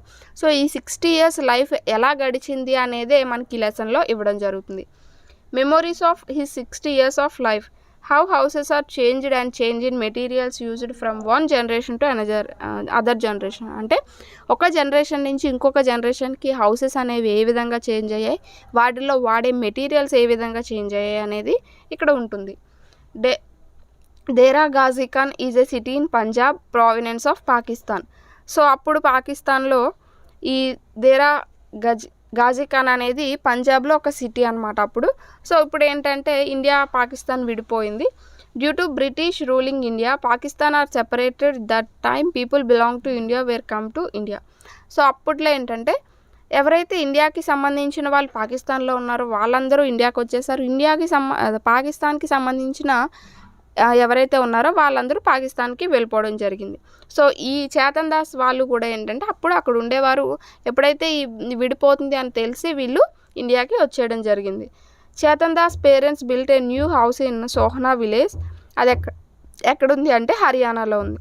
With walls mud and husk, floor coated with mud and cow dung mixture to avoid insects. So ఎప్పుడైతే వీళ్ళు బ్రిటిష్ వాళ్ళు రూలింగ్ ఉండేది, వీళ్ళందరూ విడిపోయి వేరే ప్లేస్కి వచ్చేసారో వాళ్ళ ఇల్లు అన్నీ కూడా కోల్పోయారు. సో వచ్చిన తర్వాత కొత్త ఇంటిని నిర్మించుకోవడం స్టార్ట్ చేశారు. ఎక్కడ అంటే సోహనా విలేజ్లో వాళ్ళకి ఒక చిన్న ల్యాండ్ ఇస్తే సో అక్కడ ఇల్లుని నిర్మించుకోవడం స్టార్ట్ చేశారు. సో అయితే అక్కడ ఏంటి అంటే అప్పుడు మడ్ అంటే మట్టి హస్క్ యూజ్ చేసి వాళ్ళు గోడలకి కోట్ చేసేవారు. అలాగే కింద ఫ్లోర్కి వచ్చేసి మడ్ కౌడంగ్ అంటే మట్టి ఏదైతే ఆవు పేడ ఉంటుందో దాన్ని మిక్స్ చేసి ఫ్లోర్కి అంటే కింద గచ్చుకి ఫ్లోర్కి కోటింగ్ వేయడం చేసేవారు. ఎందుకు అంటే అక్కడ ఇన్సెక్ట్స్ అనేవి రాకుండా ఉండడానికి. సో ఆ ఇల్లు అతనికి చాలా బాగా నచ్చేది, ఎందుకంటే ఇంతకు ముందు ఇంటిలాగానే ఉంటూ ఉండేదన్నమాట. సో నెక్స్ట్ ఒక న్యూ హోమ్. సో ఈ విధంగా ఏంటంటే వాళ్ళు ఒక కొత్త ఇంటిని నిర్మించుకోవడం అనేది జరిగింది. నెక్స్ట్ ఏంటంటే then it was the turn for the roof to be made. So roof అనేది ఏం చేశారు అంటే కొన్ని కర్రలు తీసుకొని వాటిని జాయింట్ అంటే ఒక పందిరిలాగా వేసి దానిపైన నీమ్ క్యాకర్ ట్రీస్ యొక్క బ్రాంచెస్ అనేవి వేశారు. ఎందుకు అంటే ఆ యొక్క ఏవైతే కర్రలతో కట్టిన పందిరి అనేది ఉన్నదో అది చెద పట్టకుండా నీమ్ క్యాకర్ ట్రీస్ అనేవి వేయడం జరిగింది. దాని తర్వాత ఏవైతే ప్లాస్టిక్ గోన్స్ ఉంటాయో అవి వేసి దానిపైన మట్టితో కోటింగ్ అనేది ఇవ్వడం జరిగింది. సో ఆ విధంగా వాళ్ళు ఆ టైంలో చేతన్ దాస్ వాళ్ళ అమ్మ నాన్న ఆ విధంగా కట్టుకోవడం జరిగింది. నెక్స్ట్ ఏమవుతుంది అంటే చేంజింగ్ హౌస్. ఎందువల్ల చేంజ్ చేస్తారు అంటే time passed quickly, I finished my studies and got a job. So Chetan Das త్వరగా చదివేసుకొని అతను పెద్దవాడైపోతాడు. సో అతనికి మ్యారేజ్ చేయాలని వాళ్ళ అమ్మ నాన్న అనుకుంటారు. సో దానికంటే ముందు ఇతను ఏమనుకుంటాడంటే I thought that before I got married we should repair our house and build one more room. So ఈ ఇంటిని ఇలానే ఉంచి ఒక కొత్త రూమ్ అనేది కట్టుకోవాలి, ఎందుకంటే వచ్చే ఆమె కోసం ఇబ్బందిగా ఉండకూడదు అని చెప్పి కొత్త ఇల్లు కట్టుకోవాలి అనుకుంటాడు. In those days people in cities were using cement. So అప్పుడు ఇతను చదువుకొని పెద్దవాడయ్యే టైంకి అక్కడ అందరూ కూడా ఇల్లు కట్టుకోవడానికి సిమెంట్ అలాగే ఐరన్ ఇవన్నీ యూజ్ చేస్తూ ఉన్నారనమాట. సో యూజ్ చేస్తుంటే ఇతను కూడా సిమెంట్ ఐరన్ అన్నీ యూజ్ చేసి అక్కడ ఉన్న పై కప్పుకు కూడా రూఫ్ కూడా సిమెంట్ ఐరన్ అనేది యూజ్ చేసి ఒక రూమ్ అనేది కడుతూ ఉంటాడు అనమాట. In those days unbaked bricks were also available in the market. So ఇప్పుడు ఇటుకలు అంటే కాల్చిన ఇటుకలు అనేవి మనకు దొరుకుతున్నాయి కదా. సో అప్పుడు కాల్చలేని మామూలుగా తయారు చేసిన ఇటుకలు అనేవి ఉండే, అప్పుడులో వాటితో కట్టుకునేవారు. సో అలాగే అతనికి కూడా అవి దొరికాయి అనమాట. సో అప్పుడు కాల్చలేని ఇటుకలు దొరికితే వాటితో వాల్స్ అనేవి కట్టుకోవడం జరిగింది. Once A year we would whitewash the walls. We also built a small kitchen in the courtyard. The kitchen had a mud chulha and place to keep the vessels. So ఒక మట్టి దాంట్లాంటిది ఉండేది. So అక్కడ ఏమైనా పాత్రలు పెట్టుకోవడానికి ఉంటూ ఉండేవన్నమాట. When I got married and my wife Suman came to our new house to cook, Suman used to sit on the floor in the kitchen. We all used to sit on Matt's kitchen. So ఏంటంటే ఇక్కడ ఆమె ఒక పీట పైన కూర్చొని వండుతూ ఉంటే వీళ్ళందరూ ఒక మ్యాట్ పైన కూర్చొని తింటూ ఉండేవారు. ఆ విధంగా వాళ్ళ టైంలో హౌసెస్ అనేవి ఉండేవి. People used to go out to the field for their toilet in those days. Some of houses had a separate place for this. We also made a small toilet with unbaked bricks behind the house. So అప్పట్లో చాలామంది ఏవైనా టాయిలెట్స్కి వాటికి బయటికి వెళ్ళిపోతూ ఉండేవారు. ఇతను ఏమనుకున్నాడంటే ఒక toilet అనేది కడదామని చెప్పి ఆ అన్బేక్డ్ బ్రిక్స్తోనే ఒక టాయిలెట్ కడుతూ ఉంటారు. నెక్స్ట్ ఏంటంటే తర్వాత ఇంకొన్ని చేంజెస్ అవుతాయి. ఏంటి అంటే my 2 sons and a daughter were born in that house. So ఆ ఇంట్లోనే చేతన్ దాస్కి 2 కొడుకులు ఒక కూతురు పుడతారు. సో టైం అనేది గడిచిపోతుంది, వాళ్ళు కూడా పెద్దవాళ్ళు అయిపోతారు, వాళ్ళ స్టడీస్ కంప్లీట్ చేసుకుంటారు. అప్పుడు వాళ్ళ డాటర్ ఎవరైతే ఉన్నదో అమ్మాయి, ఆమె పాల్వాల్లో ఉంటుందన్నమాట. అక్కడికి షిఫ్ట్ అయిపోయింది మ్యారేజ్ అయిన తర్వాత. When Raju was to get married we felt that we should get the house ready for the new braid. So వాళ్ళకి వచ్చే కోడల కోసం మళ్ళీ ఇల్లుని కట్టాలి అని అనుకుంటారు. అప్పుడు ఇల్లు అనేది ఏ విధంగా మారింది అంటే by then everyone was using baked bricks. So అతని తండ్రి కాలంలో మట్టితో గోడలు కడితే అతని యొక్క కాలంలో అన్బేక్డ్ బ్రిక్స్ అంటే కాల్చలేని ఇటుకలతో గోడలు కట్టుకున్నారు. అండ్ వాళ్ళ తర్వాత తరంకి వచ్చేసరికి కాల్చిన ఇటుకలతో గోడలు కట్టుకోవడం స్టార్ట్ చేశారు. We also used them for the walls and put a lintel for the roof. We used marble chips and cement for a strong and fancy floor. So కింద గచ్చుకి మార్బుల్ అనేది వేయడం స్టార్ట్ చేశారు. In the toilet we put pipes to take away the waste. The kitchen was made bigger. Now Raju's wife does not use the clay chulha. She stands while cooking on the gas stove. So ఆమె కట్టెల పొయ్యి మీద కాకుండా నించొని ఈ స్టైల్గా gas stove పైనే వంట చేయడం నేర్చుకుంది. అంటే ఇంతకుముందు కట్టెల పొయ్యి, ఇప్పుడు గ్యాస్ స్టవ్. ఇంతకుముందు నార్మల్ బ్రిక్స్తో ఉండేది, ఇప్పుడు ఏంటంటే టైల్స్, మార్బుల్, ఇలా ఏంటంటే డే బై డే ఎలా అయితే చేంజ్ అయిపోతున్నాయి అనేది ఇక్కడ మనకి ఇవ్వడం జరిగింది. Next my younger son Montu move to Delhi when he got a job there. So ఢిల్లీలో జాబ్ వచ్చాక అతని యొక్క చిన్న కొడుకు అక్కడికి వెళ్ళిపోవడం జరిగింది. Now he stays there with his family. Suman and I stayed with Montu for some months in a year and Raju in Sonha for the rest of the time. So వీళ్ళు ఏంటంటే సగకాలం ఒక కొడుకు దగ్గర, సగకాలం ఒక కొడుకు దగ్గర ఉండేవారు అనమాట. We go through Gurugram. So many big high rise buildings have come up there. So గురుగ్రామ్కి వెళ్ళే దారంతా కూడా అలాంటి పెద్ద పెద్ద బిల్డింగ్స్ అనేవి కనిపిస్తూ ఉండేవన్నమాట. A few years ago Raju renovated the toilet and the bathroom. He used colored tiles in his bathroom. Imagine spending so much money for a place to have a bath. So కొన్ని రోజులకి వాళ్ళ పెద్ద కొడుకు బాత్రూంలో కూడా colour tiles అవన్నీ కూడా వేయడం జరుగుతుందన్నమాట. సో మనం బాత్రూమ్కి వెళ్ళేది కూడా అంత కలర్ఫుల్గా ఉండేలా చేసుకోవాలా అని ఇక్కడ ఒక ఆశ్చర్యంగా ఉంటుందన్నమాట. సో అతనికి చేతన్ దాస్కి 70 years అంట. Now I am 70 years old. In all these years, I have seen so many changes, even in my own house. I don't know where my grandchildren will want to live and how their houses will be. So నేను బతికిన ఈ 70 ఏళ్ళలో అనేక changes అనేవి చూశాను. రేపు నాకు వచ్చిన నా మనవరాళ్ళు వాళ్ళు ఏ విధంగా ఉంటారో అర్థమవుతుంది. I wonder that the houses are like in Dera Ghazi Khan today, and how about all my friends, where will they be? So ఇదన్నమాట.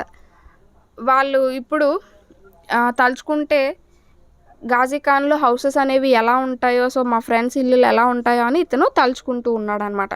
సో ఈ విధంగా టైం పాస్ అయ్యే కొద్ది చేంజెస్ అనేవి హౌసెస్లో సంభవించాయి. సో నెక్స్ట్ లెసన్ కనుక చూస్తే ఏ రివర్ స్టేల్ అనేది ఏంటో చూద్దాం. A river is a natural flowing water source, usually fresh water, flowing towards an ocean, sea or lake or another river. So river అనేది ఏంటి అంటే ఒక న్యాచురల్ అంటే వాటర్, ప్యూర్ వాటర్ అనమాట. సో ఇప్పుడంటే పొల్యూట్ అయిపోతున్నాయి, కానీ తాగడానికి పనికొచ్చేవి. ఇప్పుడు సముద్రంలో ఎంత నీరు ఉన్నది మన తాగడానికి పనికి రావట్లేదు కదా, కానీ రివర్లో అలా కాదు. సో అది మనకి తాగడానికి పనికొచ్చే వాటర్. అవి అలా నదులు ప్రవహిస్తూ ఒక సముద్రంలోనో, మహాసముద్రంలోనో, ఏదైనా సరస్సులోనో లేకపోతే ఇంకొక రివర్లోనో కలిసిపోతూ ఉంటాయి. Almost 3/4 or 75% of the earth is made up of water. So మన భూమిపైన 3 వంతులు నీరే ఉన్నదని చెప్పుకుంటూ ఉంటాం. The water from see is not drinkable because it is very salty which is not good for health.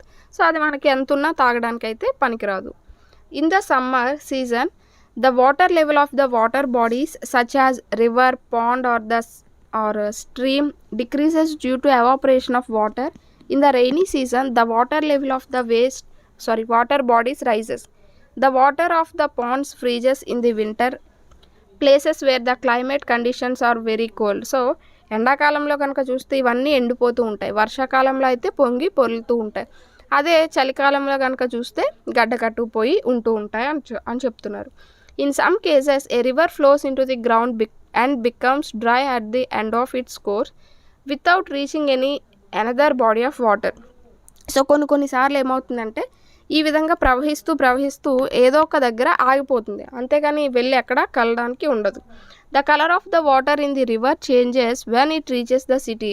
So సిటీలోకి వెళ్ళగానే రివర్ యొక్క కలర్ అనేది చేంజ్ అయిపోతూ ఉంటుంది. ఎందుకు చేంజ్ అయిపోతూ ఉంటుందంటే this is because the industrial waste, the sewage and the garbage from the city are thrown it there by polluting it. So ఆ వేస్ట్ అంతా కూడా సిటీ నుంచి వచ్చి వేస్ట్ అంతా కూడా వాటర్లో కలిసిపోతుంది కాబట్టి వాటర్ అనేది పొల్యూట్ అయిపోతూ ఉంటుంది.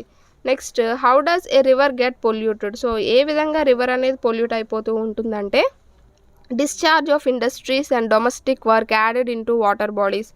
సో ఇండస్ట్రీస్ నుంచి వచ్చిన వేస్ట్ అదంతా కూడా వాటర్లోకి వదిలేయడం ద్వారా inorganic pesticides and chemical fertilisers used by the farmer in fields drained into water bodies by rainwater.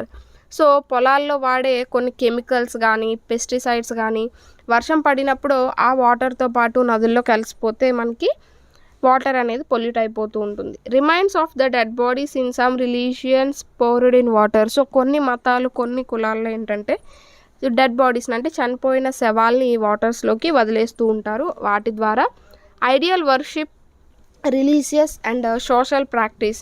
So కొన్ని ఇప్పుడు సపోజ్ అవేంటవి 12 సంవత్సరాలకు ఒకసారి వస్తాయి కదా పుష్కరాలు. సో అలాంటివి ఏమైనా జరిగినప్పుడు ఇలాంటివి ఏంటంటే కొన్ని మత కులపరమైన లేకపోతే ఇంకేదైనా దైవపరంగా కానీ ఇలాంటివి జరిగినప్పుడు పొల్యూట్ అయిపోతూ ఉంటాయి.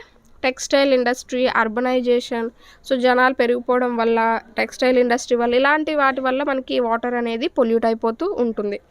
వాటర్ బోర్న్ డిసీజెస్ అంటే వాటర్ ద్వారా సంభవించే డిసీజెస్ ఏవి అంటే malaria, dengue, chikungunya, cholera, diarrhoea, typhoid, hepatitis, mumps are water borne diseases caused by microbes and Minamata itai black foot disease caused by different pollutants. So ఈ విధంగా మనకి water ద్వారా ఇన్ని డిఫరెంట్ డిసీజెస్ అనేవి spread అవుతూ ఉంటాయి.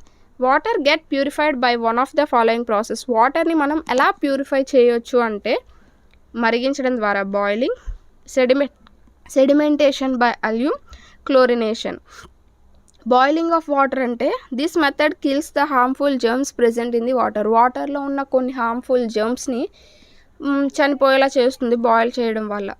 Chemical treatment అంటే various chemicals such as chlorine can be added to the water depending on the type of impurity present in it.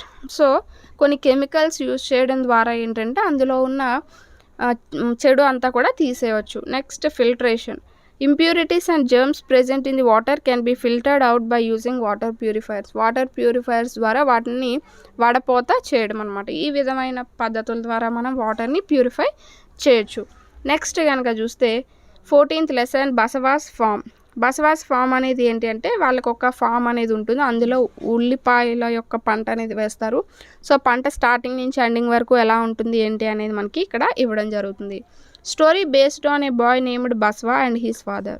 So Basava అలాగే అతని ఫాదర్కి సంబంధించింది. His father is a farmer and both of them live in Belvanika village in Karnataka. కర్ణాటకలోని బెల్వానికా విలేజ్లో ఉంటారు. ఎవరు అంటే బసవా అలాగే అతని యొక్క family. The chapter is based about the process of cultivating the onion crop. So onion crop అంటే ఆనియన్ పంట గురించి మొత్తం అంతా కూడా ఉంటుంది. His father practise to grow onion crop every year in the month of July. So ఏ కాలంలో వేస్తారు అంటే జూలై నెలలో ఆనియన్ పంట అనేది వేస్తూ ఉంటారు. ప్రతి సంవత్సరం వేస్తారు, ఈ సంవత్సరం కూడా వేశారు. హిస్ ఫాదర్ యూజ్ కుంటి, కుర్పి, కుడాల్ టు లూజన్ ద సాయిల్. ఏవైనా అనొచ్చు, కుంతి అనొచ్చు లేదా కుర్పి అనొచ్చు, కుడాల్ అనొచ్చు, మూడిట్లో ఏదైనా కూడా అనొచ్చు. The bullocks pull the kurigi and his father will walk behind them sprinkling the seeds. Seeds are sown in the field and irrigated. So విత్తనాలు వాటితో మనకంటే నాగలి అని అంటూ ఉంటాం కదా, సో నాగలితో వెళ్తూ ఉంటే అక్కడ విత్తనాలు అనేవి చల్లుకుంటూ వెళ్తూ ఉంటాడు. Next when the crops start to sprout at the same time, weed appear which is either cut down by using sickle and prevented to grow by pesticides. So ఎప్పుడైతే పంట అనేది ఎదుగుతూ ఉందో అంటే మొలకలు అనేవి వచ్చాయో అప్పుడే కూడా కలుపు మొక్కలు కూడా రావడం జరుగుతుంది. సో వాటిని సిక్కిల్, ఇక్కడ చూసారా సిక్కిల్ అనే ఒక ఆయుధంతో ఒక పరికరంతో తీసేస్తూ ఉంటారనమాట. Weeds are removed as they take up all the water and fertilizers and that result in crop poor health. So ఈ కలుపు మొక్కలు ఉండడం ద్వారా ఏంటి అంటే పంటకు వేసిన నీరు కానీ మందులు కానీ అన్నీ కూడా ఇవి తీసుకొని పంట వీక్గా అయిపోయేలాగా చేస్తూ ఉంటాయి. Next once crop is completed grown they are harvested or cut down. So ఎప్పుడైతే పంట మొత్తం అయిపోతుందో వాటిని తీసేయడమో కట్ చేయడమో జరుగుతుంది. Iligi, sickle, batida are used to remove the leaves of the plants. So ఈ యొక్క పరికరాలన్నీ యూజ్ చేస్తూ ఉంటారట. After the crops are filled in sacks loaded on truck and sell in market. So ఎప్పుడైతే తీసేస్తారో వాటిని అన్ని ట్రక్లో తీసుకెళ్ళి అమ్మేస్తూ ఉంటారు. సో ఈ విధంగా మనకి ఈ స్టెప్స్ అనేవి ఉంటాయి ఈ ఫార్మింగ్లో. సో చూస్తే కనుక ఫ్లఫింగ్, సోయింగ్ అంటే ఫస్ట్ నేలని లూజ్ చేశారు, తర్వాత విత్తనాలు వేశారు, ఇరిగేటింగ్ అంటే వాటర్ అది పెట్టడం అన్నీ, మాన్యూరింగ్ అండ్ ఫెర్టిలైజేషన్ అంటే మందులు చల్లడం, ఏవైనా ఫెర్టిలైజర్స్ అవి చల్లడం, వీడ్ రిమూవల్ అంటే కలుపు మొక్క తీయడం, పెస్ట్ కంట్రోల్ కలుపు అంటే ఎలాంటి వ్యాధులు రాకుండా చూడడం, హార్వెస్టింగ్ అంటే తీసేయడం, థ్రెషింగ్ అండ్ విన్నోవింగ్ అంటే క్లీన్ అది చేయడం, సాకింగ్ అంటే నార్మల్గా సర్దడం ప్యాకింగ్స్లో, అండ్ నెక్స్ట్ తీసుకెళ్ళి అమ్మేయడం. సో ఈ యొక్క స్టెప్స్ అన్నీ కూడా ఉంటూ ఉంటాయి అన్నమాట. సో ఇది మనకి 14th లెసన్ బస్వాస్ ఫార్మ్. సో ఈ వీడియోలో మనం 9 to 14 లెసన్స్ అనేవి డిస్కస్ చేసాం. సో మిగతా లెసన్స్ అనేవి మిగతా పార్ట్స్లో అయితే డిస్కస్ చేద్దాం. హోప్ మీ అందరికీ వీడియో నచ్చింది అనుకుంటున్నాను. ఈ వీడియో కనుక మీకు నచ్చినట్టయితే లైక్ చేయండి, షేర్ చేయండి, సబ్స్క్రైబ్ చేయండి. అండ్ మీకు కనుక ఈ వీడియో కనుక నచ్చితే మీ ఫ్రెండ్స్ అందరికీ కూడా షేర్ చేసి వాళ్ళని కూడా సబ్స్క్రైబ్ చేసుకోమని చెప్పండి. Thanks for watching. నెక్స్ట్ వీడియోతో అయితే మళ్ళీ కలుద్దాం. ఉంటుంది కదా, దానిపైన క్లిక్ చేయగానే నేను ఏ వీడియో అప్లోడ్ చేసినా అది మీకు వెంటనే నోటిఫికేషన్ కింద అయితే రావడం జరుగుతుంది. సో మీరు ఏ వీడియో కూడా మిస్ కాకుండా అయితే చూసేయచ్చు. ఇంకా లేట్ చేయకుండా వీడియో అయితే స్టార్ట్ చేసేద్దాం. సో వీడియోని ఎండ్ వరకు చూడండి, ఎక్కడ కూడా స్కిప్ చేయొద్దు. సో ఈరోజు మనం ఫ్రమ్ మార్కెట్ టు హోమ్ అనే టాపిక్ నుంచి స్టార్ట్ చేద్దాం. So from market to home అనేది దేనికి సంబంధించింది అంటే, సో ఈ లెసన్ అనేది మనకి ఒక వెజిటేబుల్ సెల్లర్ అంటే కూరగాయలు అమ్మే వ్యక్తి యొక్క డైలీ లైఫ్ రొటీన్ ఎలా ఉంటుందో దాని గురించి మాత్రమే ఇవ్వడం జరిగింది. So in this lesson we have to discuss about a girl named Vaishali whose father is a vegetable seller. So Vaishali అనే ఒక అమ్మాయి, అలాగే అతని యొక్క తండ్రి వెజిటేబుల్స్ అమ్ముతూ ఉంటారు. వాళ్ళ యొక్క డైలీ రొటీన్ గురించి ఇవ్వడం జరిగింది. ఇది పెద్ద ఇంపార్టెంట్ ఏం కాదు, మనకి నార్మల్గా జస్ట్ తెలుసుకోవడం అంతే. All family members work at 3 o'clock in the morning and go to Mandi to get fresh vegetables to sell. So వీళ్ళందరూ కూడా ఉదయాన్నే 3 గంటలకి, తెల్లవారుజామున 3 గంటలకి లేచి ఏవైతే ఇంతకు ముందు రోజు కూరగాయలు ఉన్నాయో వాటన్నింటినీ కూడా ఫ్రెష్గా గోన్ల పైన పరిచి వాటర్ చల్లడం అవన్నీ చేస్తుంటారు. వాళ్ళ యొక్క ఫాదర్ మండి వెళ్ళి అక్కడ ఫ్రెష్ కూరగాయలు అనేవి తెచ్చి అవి మళ్ళీ బండి పైన సర్దుకొని రోజు 7 o'clock కల్లా వెళ్తూ ఉంటారనమాట అమ్మడానికి. అలాగే మిగతా వాళ్ళ అందరూ కూడా వెళ్తూ ఉంటారు. ఈ వైశాలి వాళ్ళ బ్రదర్ కూడా వెళ్తూ ఉంటాడు. All family members are participated in works like vegetable sorting, packing, sprinkles water on them, removing from bags. So వాళ్ళ ఫ్యామిలీ మొత్తం, వాళ్ళ అమ్మ కానీ వైశాలి కానీ అతని యొక్క ఫాదర్, సో వాళ్ళ యొక్క ఫాదర్ అందరూ కూడా ఏంటంటే తెచ్చిన వెజిటేబుల్స్ని బయటకు తీయడం లేదా వేర్ చేయడం, వాటర్ అది చల్లడం, ఇవన్నీ కూడా అందరూ ఈక్వల్గా చేస్తూ ఉంటారు. Her father goes to market 7 o'clock in the morning and return home at night 10 o'clock. So morning 7 o'clock వెళ్ళి 10 o'clockకి ఇంటికి రావడం జరుగుతుంది. మళ్ళీ ఉదయాన్నే 3 o'clockకి లేస్తారు. సో ఈ విధంగా ఏంటంటే డైలీ రొటీన్ లాగా వాళ్ళు కూరగాయలు అనేవి అమ్ముకుంటూ ఉంటారనమాట. ఇది పెద్ద ఇంపార్టెంట్ లెసన్ ఏం కాదు, పెద్ద కంటెంట్ ఏమి ఉండదు ఈ లెసన్లో. సో నెక్స్ట్ చూస్తే ఏ బిజీ మంత్, ఇది మనకి చాలా ఇంపార్టెంట్. సో ఈ బిజీ మంత్ అనేది దేనికి సంబంధించింది అంటే, సో వాయిస్ అనేది కొంచెం కోల్డ్గా ఉందండి, మళ్ళీ ఎవరు ఇది ఏమనుకోవద్దు. సో ఈ బిజీ మంత్ అనేది దేనికి సంబంధించింది అంటే, పక్షులు సమ్మర్లో బిజీగా గూళ్ళు కట్టుకొని అక్కడ పిల్లలు అంటే గుడ్లు పెట్టి పొదిగే కార్యక్రమంలో భాగంగా ఏ పక్షి ఎలాంటి గూళ్ళు కట్టుకుంటుంది ఏంటి అనేది ఈ లెసన్లో మనకి ఇవ్వడం జరిగింది. చూసేద్దాం. Gijubhai బదేకా live in Gujarat. He wrote many stories for the children. This letter was written on 13 April 1936, 84 years back in Bhavnagar, Gujarat. So ఇది ఏంటంటే లెసన్ అంతా కూడా ఒక లెటర్ రూపంలో ఉంటుందన్నమాట. సో 84 ఇయర్స్ భావనగర్లో రాసిన లెటర్ అనమాట. సో ఎవరంటే గిజుబాయ్ బదేకా అనమాట. ఇతను గుజరాత్లో ఉంటూ ఉంటారు. సో పిల్లల కోసం చాలా స్టోరీస్ అనేవి రాశారనమాట. సో అందులో భాగంగా ఇది 13th April 1936లో రాసిన ఒక లెటర్కి సంబంధించి. Next, this chapter is based on some birds we have to use to see around. So దేని గురించి అంటే మన చుట్టూ ఉన్న కొన్ని పక్షుల గురించి తెలుసుకోవడం కోసం.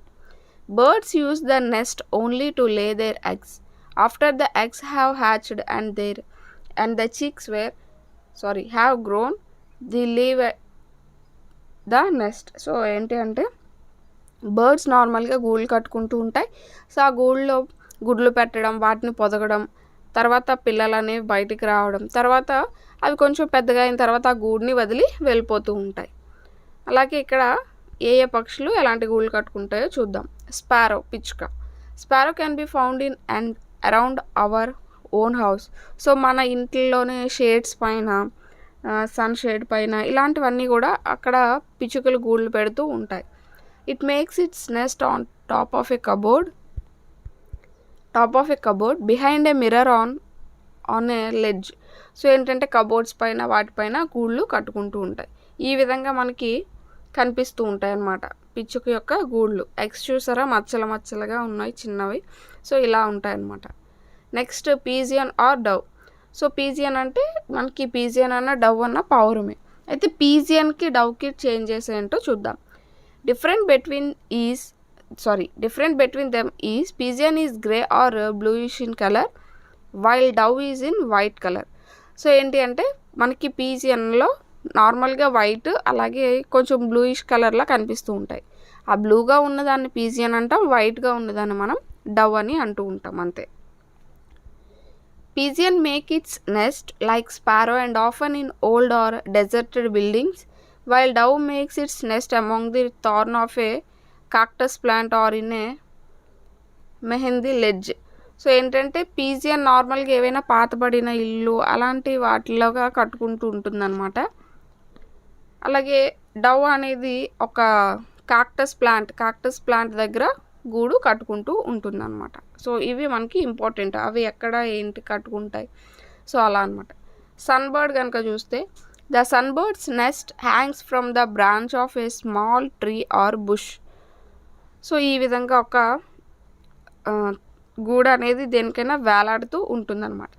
The nest has hair, grass, thin twigs, dry leaves, cotton, wool, broken parts of tree bark, pieces of clothes, rags and spiders web. So అన్నీ కూడా కలిసి ఉంటాయన్నమాట. అంటే ఉట్టి ఆకులో లేకపోతే గడ్డో కాకుండా చిన్న గుడ్డ ముక్కలు కానీ, అలాగే దూది, డ్రై లీవ్స్, ఎండిపోయిన ఆకులు, ఇలాంటివన్నీ కలిసి గూడు కట్టుకుంటూ ఉంటుంది. సో గూడు చూసారు కదా.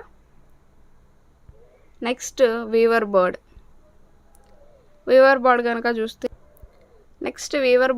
చూస్తే male weaver bird use to prepare nest. So ఈ వీవర్ బర్డ్స్లో మేల్ అనేది గూడు కడుతూ ఉంటే ఆడ వీవర్ బర్డ్ అనేది అందులో గుడ్లు పెట్టి పొదుగుతూ ఉంటుందన్నమాట. Female weaver bird chooses best nest and lay her egg in it. So అది కట్టిన అన్ని గూడుల్లో ఏది బాగుందో దాన్ని చూసి గుడ్లు పెడుతూ ఉంటుందన్నమాట. నెక్స్ట్, టైలర్ బర్డ్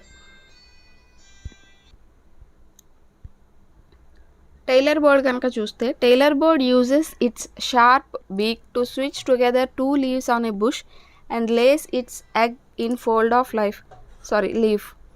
సో ఇక్కడ ఏంటంటే టైలర్ బర్డ్ అనేది ఇలా 2 leavesని కలిపి కుట్టి అందులో ఏదైనా కాటన్ లాంటిది అలాంటిది ఉంచి అక్కడ గుడ్లు పెడుతూ ఉంటుంది అనమాట. సో చూసారు కదా, 2 leavesని కలిపి ఈ విధంగా కుట్టినట్టు ఉంటుంది. Next barbet or coppersmith. So ఇది కనుక చూస్తే they make they nest in tree trunk by creating a hole on it, can be heard in summer with tuk tuk tuk టక్ కాల్. సో మనకి చెట్టుని అంటే చెట్టు యొక్క కాండానికి ఒక హోల్లా చేసి సో అక్కడ ఆ గుడ్లు పెడుతూ ఉంటుందన్నమాట. అదేది అంటే barbet or coppersmith. Next Indian robin. Indian robin అనేది మనకి కొంచెం చూడడానికి కాకిలాగా కనిపిస్తూ ఉంటుంది. They make soft nest. So చాలా సాఫ్ట్గా ఉండేలాగా కట్టుకుంటాయట. Their nest is made up of grass, cotton, wool, hair and soft things. మనం ఇందాక ఒక బర్డ్ చూసినట్టయితే దానికి కూడా ఇలానే అన్నీ ఉన్నాయన్నమాట. There mouth is red from inside. So వీటి యొక్క నోట్ లోపల రెడ్ కలర్లో ఉంటుందంట. అండ్ గూడు ఈ విధంగా కట్టుకుంటాయి. చూసారా ఎగ్స్ గ్రీన్ కలర్లో ఉన్నాయన్నమాట. నెక్స్ట్ కాకి crow. They generally make hard nest and their nest is made up of all type of things including wires and wood. They build their nest at the top of a tree. So ఏదైనా trees maximum trees పైనే ఎక్కువగా గూళ్ళు కట్టుకుంటూ ఉంటాయి. చూసారు కదా, అంటే పుల్లలు వైర్లు ఏ ఉంటే ఆ వాటితో కట్టుకుంటూ ఉంటారు.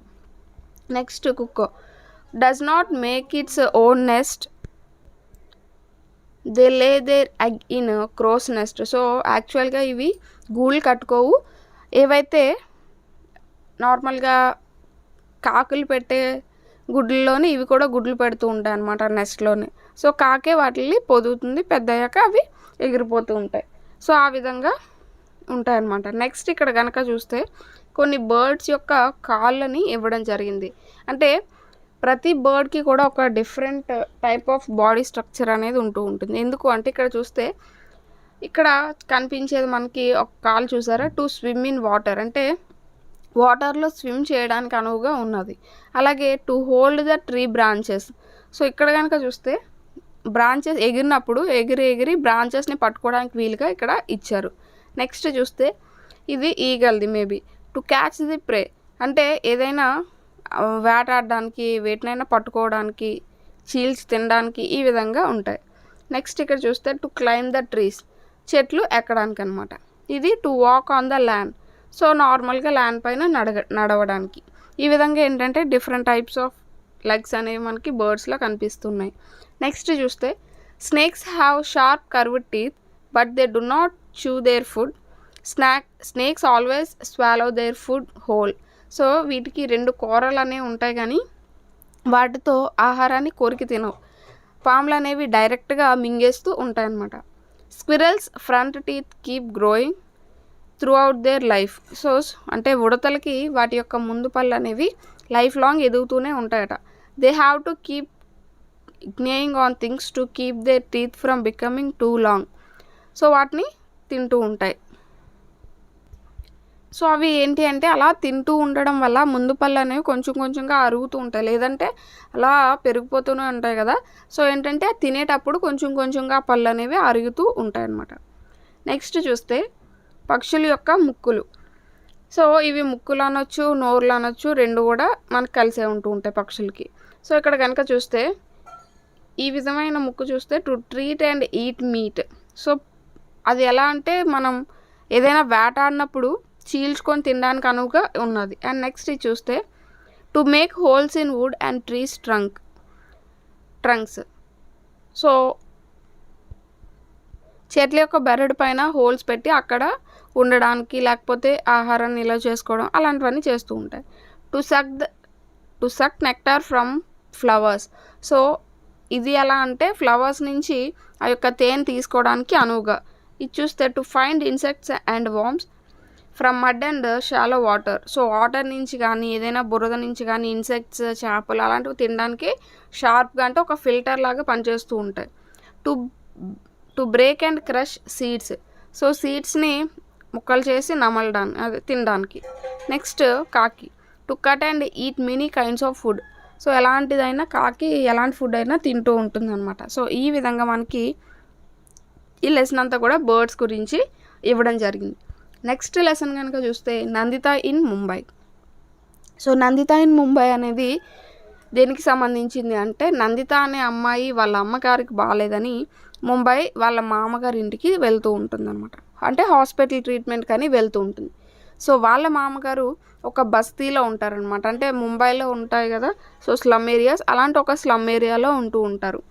సో అక్కడ ఈమె అప్పటి వరకు ఒక పల్లెటూరులో ఉండి వెళ్తుంది. సో ఒకసారి ముంబైకి వెళ్ళగానే అక్కడ మొత్తం అన్నీ చూసి ఆశ్చర్యపోతుంది అనమాట. సో అక్కడ మామూలుగా ఇచ్చిన టాపిక్ అదంతా కూడా. సో ఇది మనకి అంత ఇంపార్టెంట్ అయితే కాదు, నార్మల్గా మనం చూసుకోవచ్చు. The lesson describes some differences between where Nandita's mama lives and the houses in the high rise buildings. So Nandita వాళ్ళ మామ నివసించే ఇంటికి తను చుట్టూ చూస్తున్న బిల్డింగ్స్కి ఉన్న తేడానే మనం ఈ లెసన్లో అయితే తెలుసుకోవచ్చు. చూస్తే కనుక houses in area where mama lived, so houses in high rise buildings. So వాళ్ళ మామ ఉన్న ఇల్లు దగ్గర వాతావరణం ఎలా ఉంది, సో బిల్డింగ్స్ పెద్దగా ఉన్న బిల్డింగ్స్ దగ్గర వాతావరణం ఎలా ఉందో ఇక్కడ చెప్తున్నారు. Only one room. సో వీళ్ళ మామ ఉన్న ఇంటిలో ఒక్క రూమే, అక్కడ అన్నీ అంటే వాష్రూమ్స్ కానీ వంట చేసుకోవడం, పడుకోవడం, తినడం అన్నీ ఒకే రూమ్లో అనమాట. సో అలాగే బిల్డింగ్స్ పెద్ద పెద్ద బిల్డింగ్స్లో కనుక చూస్తే అవన్నిటికీ కూడా సెపరేట్ రూమ్స్ అనేవి ఉంటూ ఉంటాయి. Common toilets for all houses, separate toilet inside each house. So ఇప్పుడు నందిత వాళ్ళ మామ ఉన్న వాళ్ళకి కామన్గా అందరికీ ఒకటే టాయిలెట్స్ అనేవి ఉంటూ ఉంటాయి. కానీ సెపరేట్ అంటే పెద్ద పెద్ద బిల్డింగ్స్లో ఎవరికి వాళ్ళకే సెపరేట్ టాయిలెట్స్ అనేవి ఉన్నాయి. సో నందిత వాళ్ళ మామ ఉన్న హౌస్లో ఎలాంటి కిచెన్ లేదు. సో వాళ్ళు ఉన్న ఒక్క రూమ్లోనే కిచెన్, అలాగే బెడ్రూమ్ ఇంకా అన్నీ కూడా కలిసే ఉన్నాయి. అలాగే ఇక్కడ పెద్ద పెద్ద బిల్డింగ్స్లో కనుక చూస్తే సెపరేట్ కిచెన్ అనేది కూడా ఉన్నది. No water taps. సో ఈ నందిత వాళ్ళ మామ ఉన్న ఏరియాలో వాటర్ ట్యాప్స్ అనేవి లేవు. సో ఏదైనా కొలాయి వచ్చినప్పుడు వీళ్ళందరూ వెళ్ళి అక్కడ దొరికినంత వాటర్ అనేది పట్టుకోవాలి. Separate water taps in the kitchen and bathroom. So పెద్ద పెద్ద బిల్డింగ్స్లో కనుక చూస్తే వాళ్ళకి కిచెన్లోకి కానీ వాష్రూమ్స్లో కానీ సెపరేట్ ట్యాప్స్ అనేవి, రన్నింగ్ ట్యాప్ వాటర్ అనేది ఉంటూనే ఉంటుంది. సో ఈ విధంగా ఏంటంటే విలేజెస్లో ఉన్న హౌస్కి, స్లమ్ ఏరియాస్లో ఉన్న హౌస్కి, అలాగే రిమైనింగ్ ఏవైతే బిల్డింగ్స్ ఉంటాయో సో వాటికి ఉన్న డిఫరెన్సెస్ని మాత్రమే ఈ లెసన్ తెలియజేస్తూ ఉంటుంది. నెక్స్ట్ ఇక్కడ కనుక చూస్తే too much water, too little water. ఇది కూడా మనకి ఇంపార్టెంట్ అయిన టాపిక్కే. So too much water, too little water అనేది దేనికి సంబంధించిందో చూద్దాం. Chapter is based on the distribution of water in India. So మన ఇండియాలో వాటర్ అనేది ఒక దగ్గర అవసరానికి మించి ఉన్నది, ఒక దగ్గర అవసరానికి తక్కువ ఉన్నది. సో అలా ఏంటంటే డిఫరెంట్ టైప్స్లో ఉన్నది. అవేంటో చూద్దాం. In some part of India there is A problem of water crisis. People don't even get one bucket of water in a day, while in cities there are water parks where lots of gallons of water are used just for fun and play. So కొన్ని ప్రాంతాల్లో కనుక చూస్తే మనకి ఎన్నో water problems ఉన్నాయి. Even కొన్ని విలేజెస్లో కానీ వాటర్ తెచ్చుకోవడానికి కొన్ని అవర్స్ నడాల్సి ఉంటుంది, కొన్ని కిలోమీటర్స్ నడాల్సి ఉంటుంది. అలాగే సిటీస్లో కనుక చూస్తే మనకి స్విమ్మింగ్ పూల్స్ అని, అలా అంటే వాటర్ పార్క్స్ అని అలాంటివన్నీ ఉంటాయి.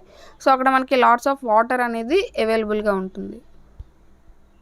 సో అంటే ఇక్కడ ఒక దగ్గర తాగడానికే నీరు లేకపోతే ఇంకొక దగ్గర ఆడుకోవడానికి వాటర్ పార్క్స్ అనేవి ఉంటూ ఉన్నాయి. Nallamada Andhra Pradesh, Bazargaon Maharashtra, Cuffe Parade Mumbai, Holgundi Karnataka are the areas in the chapter which face the problem of either dirty water or scarcity of water. So ఈ ఏరియాస్లో ఏంటంటే మనకి అయితే డర్టీ వాటర్ వల్ల ప్రాబ్లమ్స్ ఫేస్ చేస్తున్నారు, లేకపోతే అసలు వాటర్ అనేది లేదు.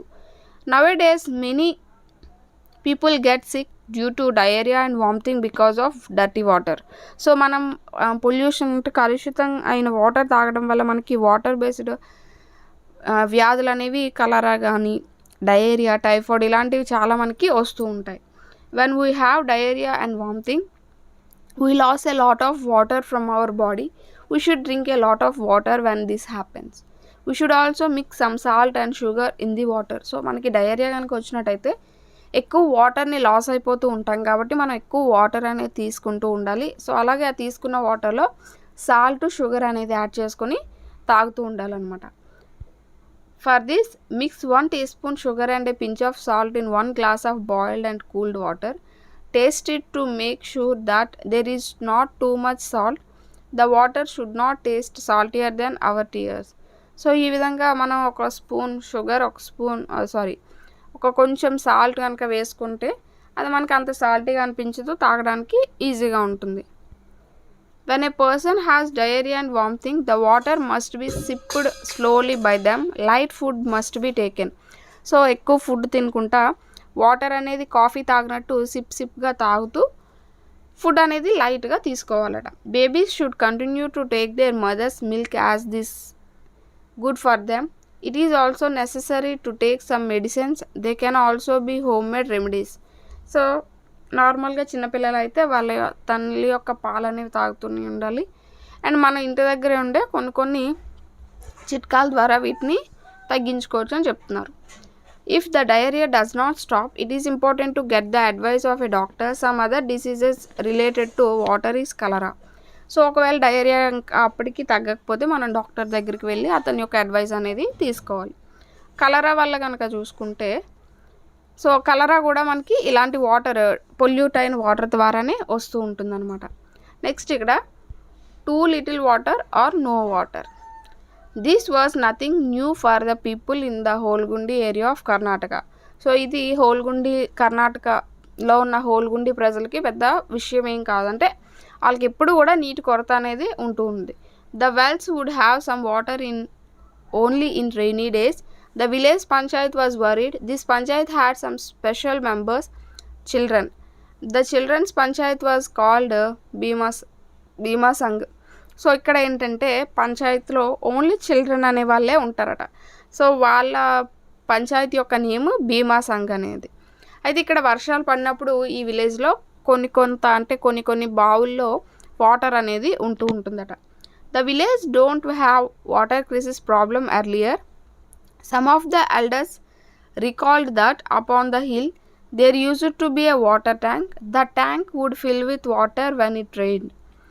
సో ఇక్కడ నార్మల్గా అంటే ఇబ్బంది అయితే ఏమీ లేదంట. ఎందుకు అంటే వీళ్ళు ఎవరైతే ఎల్డర్స్ ఉంటారంటే యంగ్గా ఉన్న వాళ్ళు ఉంటారో, సో వాళ్ళు ఏం చేశారంటే ఏవైతే కొండలు ఉంటాయి కదా, కొండల పైనుంచి పడే రెయిన్ వాటర్ని వీళ్ళు ఒక ట్యాంక్స్లో స్టోర్ చేశారనమాట కింద. The tank would fill with water when it rain.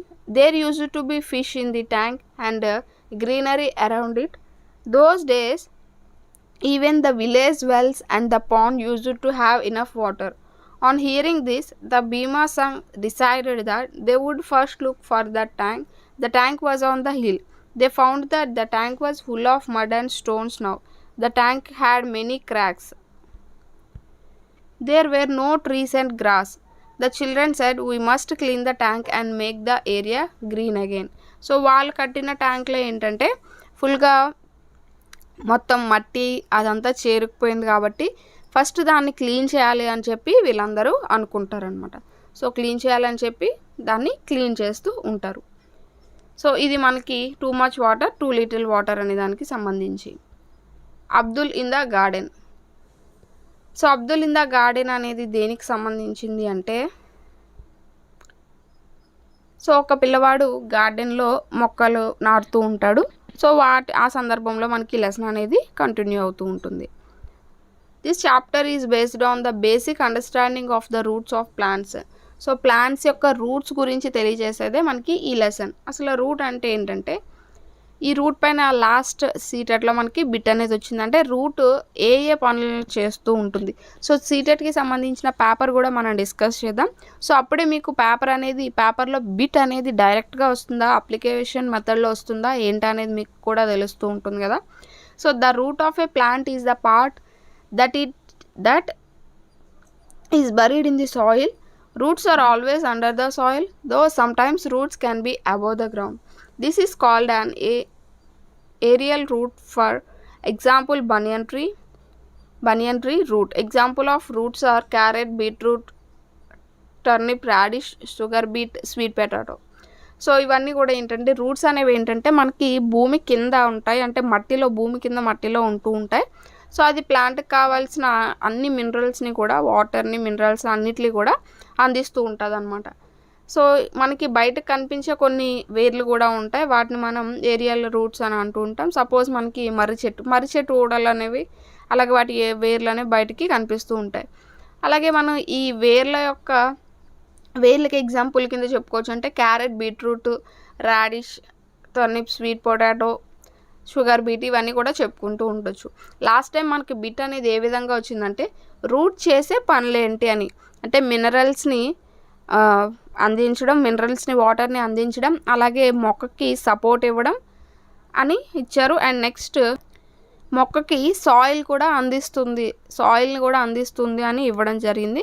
కానీ మొక్క ఓన్లీ వాటర్ని అలాగే మినరల్స్ని మాత్రమే అందిస్తూ ఉంటుంది, వేర్ల ద్వారా చెట్టుకి సాయిల్ని అందించదు. సో అలా ఏంటంటే ఒక 4 స్టేట్మెంట్స్ అనేవి ఇచ్చి అందులో రాంగ్ స్టేట్మెంట్ ఏది అని అడగడం జరిగింది. అండ్ నెక్స్ట్ కింది వాటిలో రూట్స్ అనేవి ఏవేవి అని అడగడం జరిగింది. వాటిలో మనకి క్యారెట్, బీట్రూట్, రాడిష్, అలాగే జింజర్ ఇలాంటివన్నీ ఇవ్వడం జరిగింది. సో వాటిలో రూట్కి సంబంధించినవి ఏవి అని మనకి అడగడం జరిగింది. నెక్స్ట్ చూస్తే plants need their roots especially for 3 reasons. ఇక్కడ నుంచి ఇవ్వడం జరిగింది బిట్ అనేది. The roots take water and nutritions a sort of food from the soil. They also often store this food. They fix the plants to the ground. So ఈ మూడింటి పైన మనకి bit అనేది రావడం జరిగింది. అంటే అవి భూమి కింద ఉండి ఫుడ్ అనేది స్టోర్ చేస్తూ ఉంటాయి అండ్ మినరల్స్ని, న్యూట్రియంట్స్ని మొక్కకు అందిస్తూ ఉంటాయి. అలాగే ప్లాంట్ అనేది పడిపోకుండా భూమికి పట్టి ఉంచుతూ ఉంటాయి అన్నమాట. సో నెక్స్ట్ కనుక చూస్తే అబౌట్ డెజర్ట్ ఓక్ అనేది ఒక ప్లాంట్. సో దీనిపైన కూడా లాస్ట్ టైం బిట్ రావడం జరిగింది. సో డెజర్ట్ ఓక్ అనేది ఏ కంట్రీకి సంబంధించిన ట్రీ అని చెప్పి అడిగాడు అనమాట. Desert oak are the native species of Australia. So ఆస్ట్రేలియాకి సంబంధించినవి ఈ డెజర్ట్ ఓక్ అనేవి. Its root goes deep in the soil until they reach water.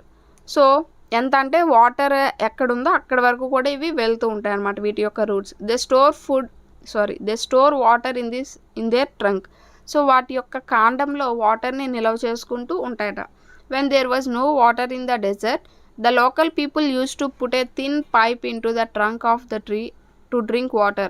So చుట్టుపక్కల ఎప్పుడైనా వాటర్ దొరకకపోతే వాళ్ళకి తాగడానికి సన్నని పైప్ లాంటిది ఆ కాండంలోకి గుచ్చితే వాళ్ళకి వాటర్ అనేది వస్తూ ఉంటుందట. This tree is 10 to 16 meters tall and has high as up to 20 meter. So 10 to 16 meters ఉంటుందట, 20 మీటర్ల వరకు ఎదగలదట. The Anugu people knows the tree as Kurkara అని అనుగు పీపుల్ అంటూ ఉంటారనమాట ఈ ట్రీ డెజర్ట్ ఓక్ని. సో ఇది దేనికి సంబంధించిందంటే ఆస్ట్రేలియా. ఇది ఎంత హైట్ పెరుగుతుందంటే అప్ టు 20 meters పెరుగుతుంది. నార్మల్గా 10 to 16 meters టాల్ అనేది ఉంటుంది. సో వాటర్ని ఎక్కడ స్టోర్ చేసుకుంటుంది అంటే ట్రంక్లో. సో ఈ విధంగా ఇంపార్టెంట్ పాయింట్స్ని మీరు రివైజ్ చేసుకుంటూ ఉండండి. నెక్స్ట్ ఇంకా last eating together. So eating together అనేది అస్సాంలో జరిగిన ఒక రిలీజియస్ ఫెస్టివల్కి సంబంధించిన లెసన్ అనమాట. The above chapter is based on the discussion of A festival named Bihu in which people do community feast eating together. So అందరూ కలిసి ఒక దగ్గర తినడం అనమాట. ఇది ఎక్కడ జరుగుతుంది అంటే అస్సాంలో.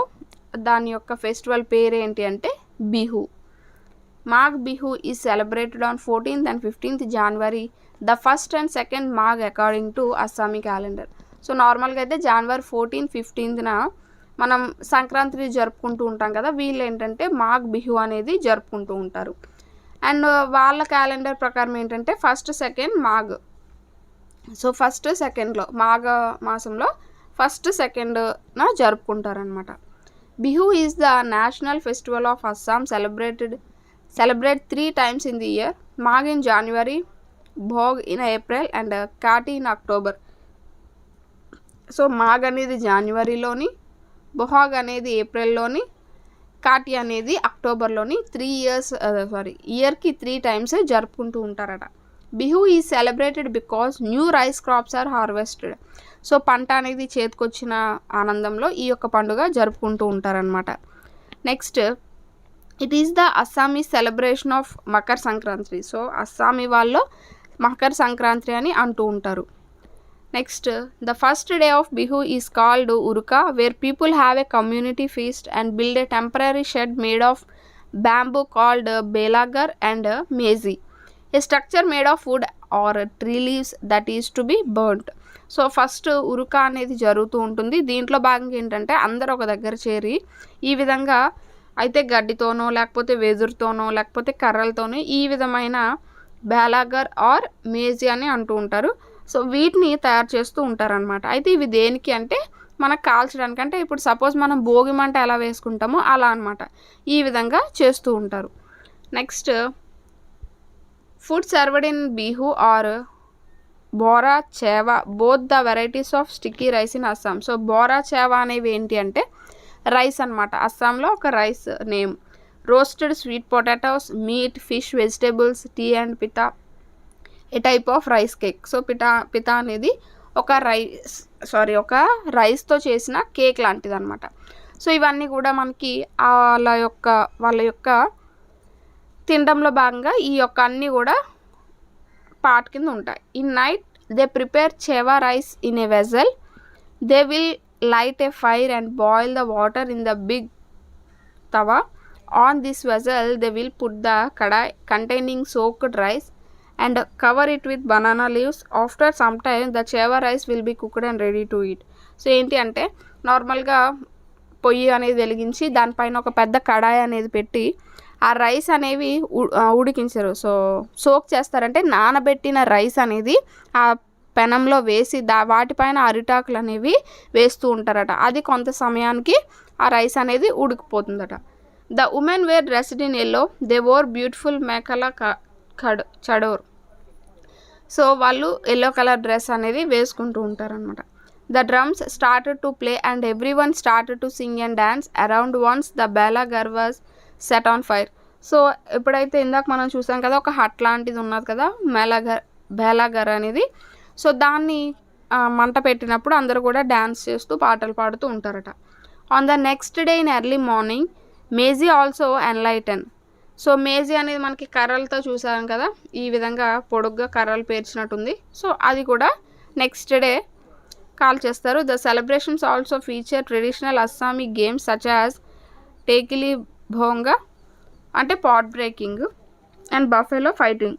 సో వీటితో మనకి అంటే ఈ గేమ్స్ అనేవి కూడా కండక్ట్ చేస్తూ ఉంటారట.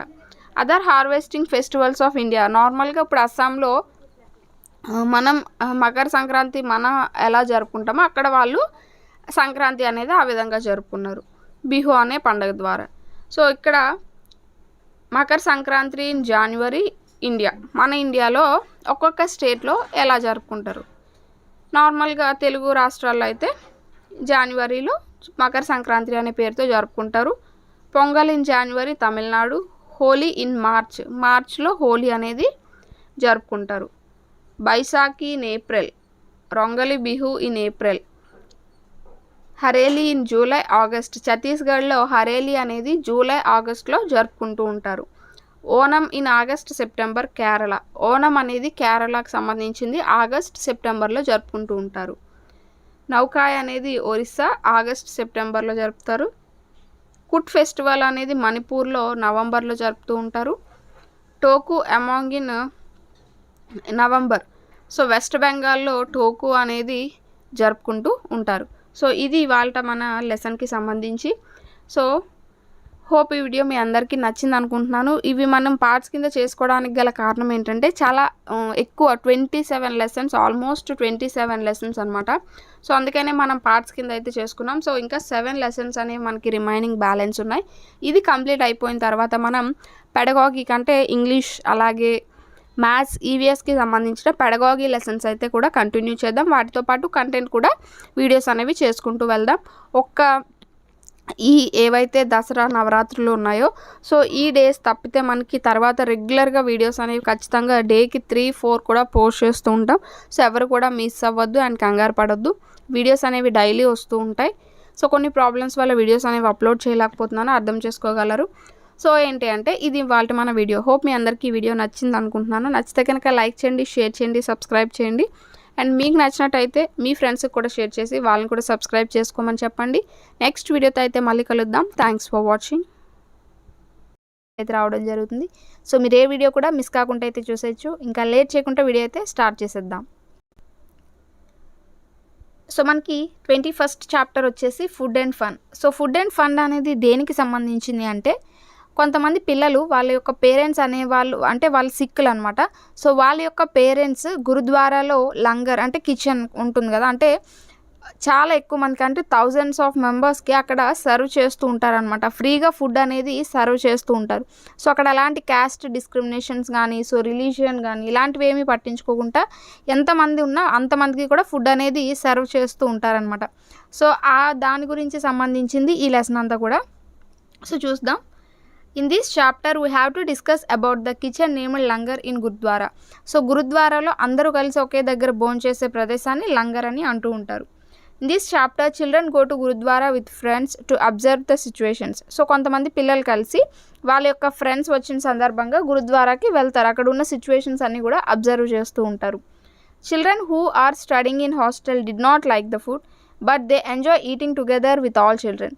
సో నార్మల్గా హాస్టల్స్లో ఉన్న పిల్లలకి ఆ యొక్క ఫుడ్ అనేది నచ్చదు, కానీ వాళ్ళందరితో కలిసి తినడం వల్ల వాళ్ళకి ఏమీ కూడా తెలియదు అనమాట. వాళ్ళు ఎంజాయ్ చేస్తూ ఉంటారు. Gurudwara is a place where thousands of people eat together without any community, caste, religion partialities.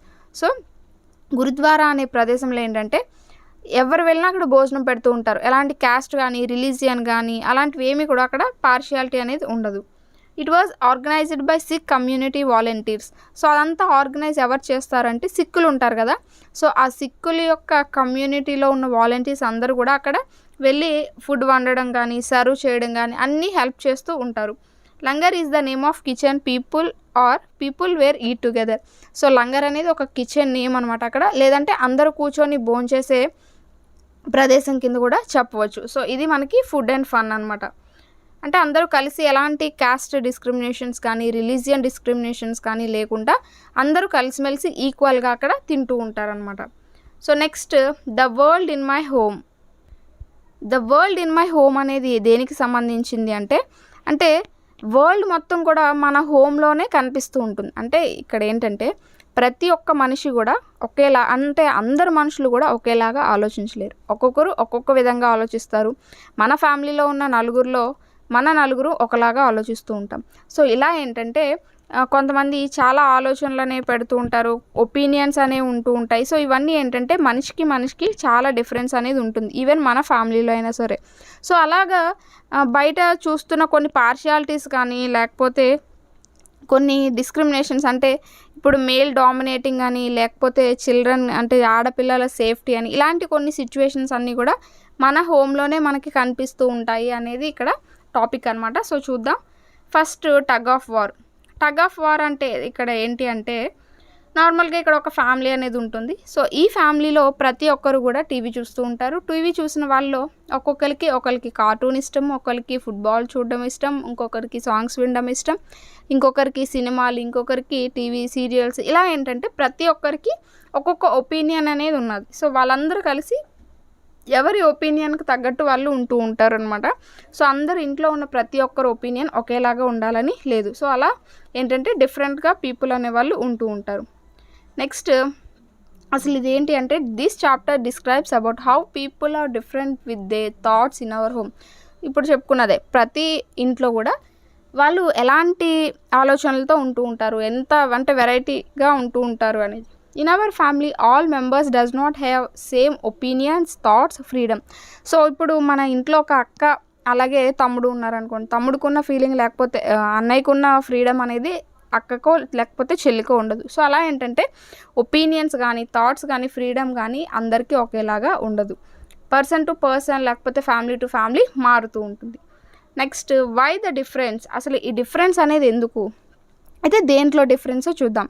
Suppose ఇక్కడ పిల్లలు ఉన్నారు కదా, ఇక్కడ మగ పిల్లలందరూ కూడా హ్యాపీగా ఆడుకుంటూ ఉన్నారు. ఆడపిల్ల చాలా అంటే ఆడుకొని చాలా తొందరగా ఇంటికి వెళ్ళాలి, లేకపోతే తిడతారు అనే ఒక ఉద్దేశంతో చాలా ఫాస్ట్గా వెళ్తూ ఉంటుంది. అప్పుడు ఈ పిల్లల్ని చూసి సో మనకే ఎందుకు, ఆడపిల్లలకే ఎందుకు ఈ డిస్క్రిమినేషన్, సో అబ్బాయిలు ఆడుకుంటున్నారు ఫ్రీగా, అబ్బాయి అయినా అమ్మాయి అయినా ఈక్వలే కదా అని ఈమె ఆలోచిస్తూ ఉంటుంది అనమాట. అంటే ఇక్కడ ఏంటి, ఒక ఇద్దరికి మధ్య పార్షియాలిటీ అనేది చూపిస్తున్నారు. ఇది మన హోమ్లోనే, అంటే మన ఇంటిలోనే జరుగుతుంది.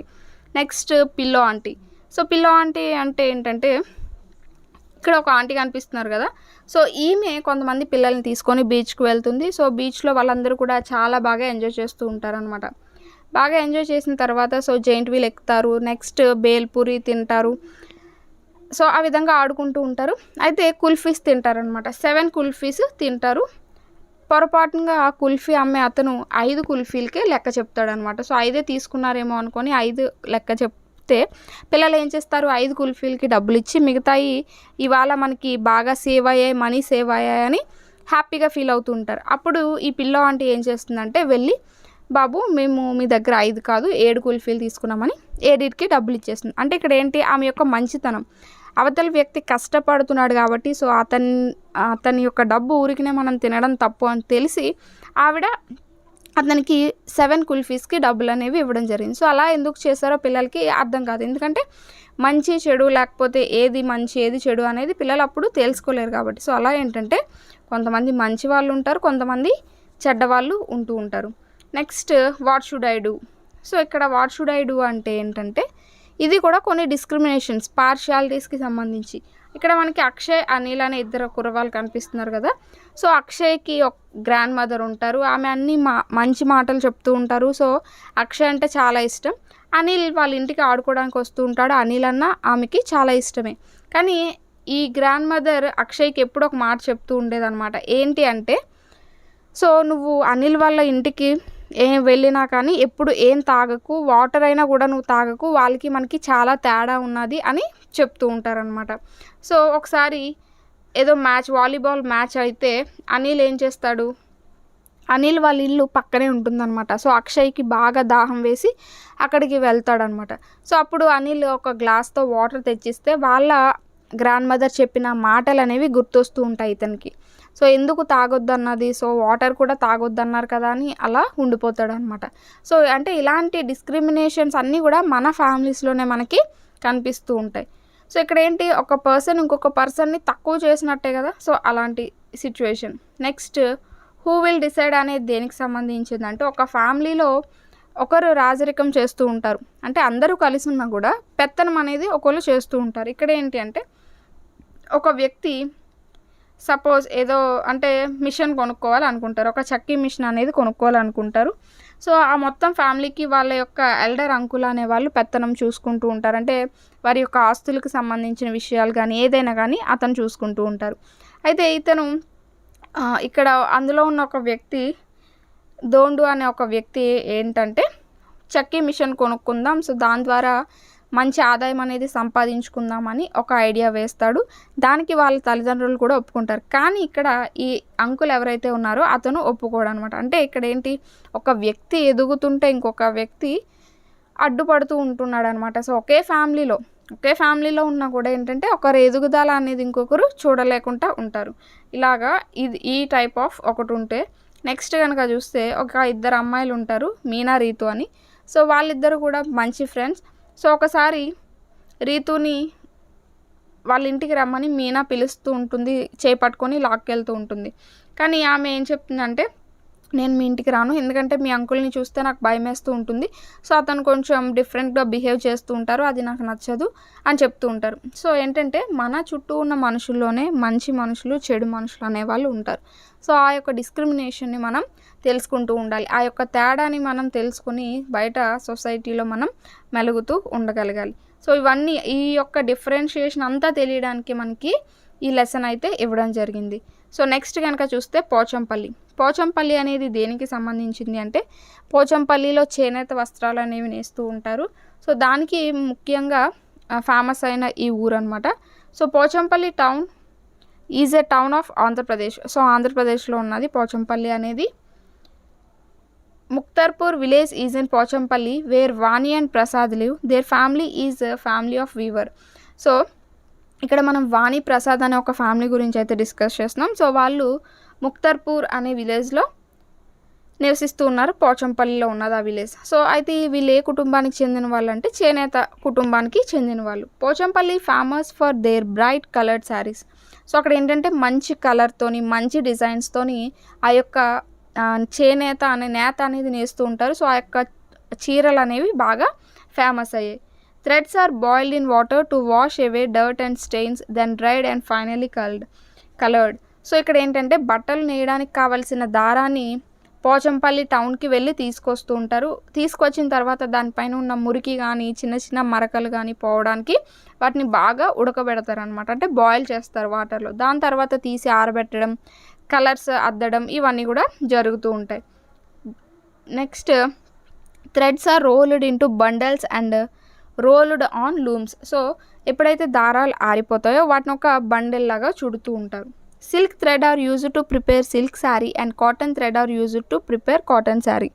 సో సిల్క్ చీరలు నెయ్యాలంటే సిల్క్ దారాన్ని, కాటన్ చీరలు నెయ్యాలంటే కాటన్ దారాన్ని యూజ్ చేస్తూ ఉంటారనమాట.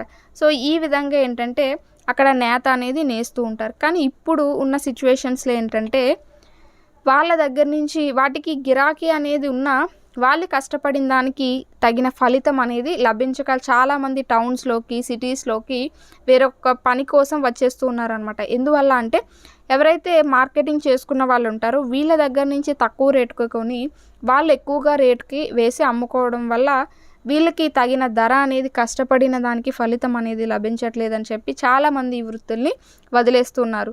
సో ఇవి మనకి కొంచెం ఎక్స్పెన్సివ్, కాస్ట్ అనేది ఎక్కువగానే ఉంటుంది, ఎక్స్పెన్సివ్గానే ఉంటాయి. ఎందుకంటే చాలా కష్టంతో కూడుకున్న పని.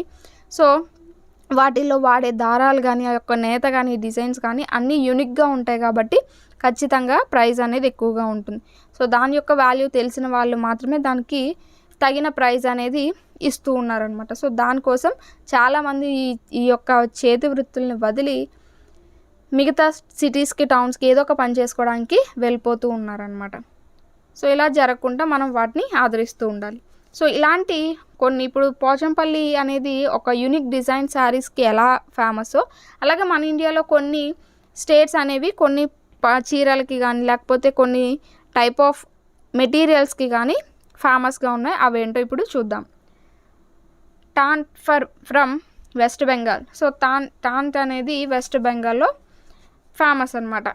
కసావు అనేది కేరళ, కాంజీవరం అనేది తమిళనాడు, బొంకాయ్ అనేది ఒడిస్సా, సంబల్పూరి అనేది కూడా ఒరిస్సా, పైతాని అనేది మహారాష్ట్ర, బందని అనేది గుజరాత్, ముగా అనేది అస్సాంకి, బనారస్ అనేది వారణాసికి, చందేరి అనేది మధ్యప్రదేశ్కి, కొన్రాడ్ అనేది తమిళనాడుకి, లెహరియా అనేది రాజస్థాన్కి సంబంధించిన మెటీరియల్స్ అనమాట. సో ఆ యొక్క మెటీరియల్స్ సో ఇవన్నీ కూడా ఈ విధంగా ఇవ్వడం జరిగింది. అది మనకి పోచంపల్లి అనే దానికి సంబంధించి. అలాగే ఫుల్కారీ అనేది పంజాబ్, చింకన్కారీ అనేది లక్నోకి సంబంధించిన టైప్ ఆఫ్ మెటీరియల్స్ అలాగే ఫేమస్ అనమాట.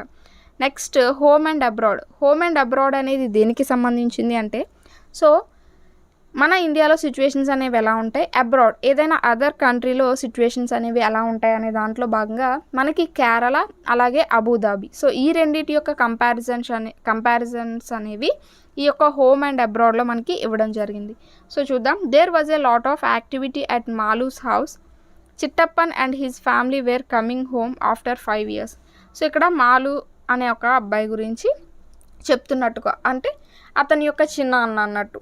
సో అతని యొక్క చిన్న అన్న వాళ్ళ ఇంటికి ఆఫ్టర్ 5 years తర్వాత వస్తున్నాడు అనే దాని గురించి ఇచ్చిన సందర్భంలో ఉంది. Chittappan had got a job in a country called Abu Dhabi 5 years ago. So 5 years ago అక్కడ జాబ్ అనేది వచ్చింది. మాలు అండ్ హెర్ అప్ప went to the airport to receive them. So వాళ్ళని రిసీవ్ చేసుకోవడానికి ఎయిర్పోర్ట్కి వెళ్తారు. After the plane landed the passengers had to wait for some time to collect their luggage.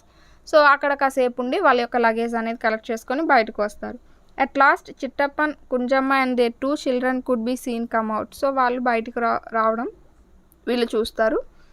చిట్టప్పన్ అంటే ఎవరంటే father's younger brother in Malayalam. మలయాళంలో చిట్టప్పన్ అంటే తండ్రి యొక్క బ్రదర్ అని, అంటే మనకి చిన్న అన్న లేదా బాబాయ్ అని అర్థం వస్తుంది. కుంజమ్మ అంటే ఏంటంటే father's younger brother's wife. So ఆ బాబాయ్ వాళ్ళ వైఫ్ అనమాట. అంటే మనకి పిన్నమ్మ లేదంటే పిన్ని అలా చిన్నమ్మ ఇలాంటి మీనింగ్ అనేది వస్తూ ఉంటుంది.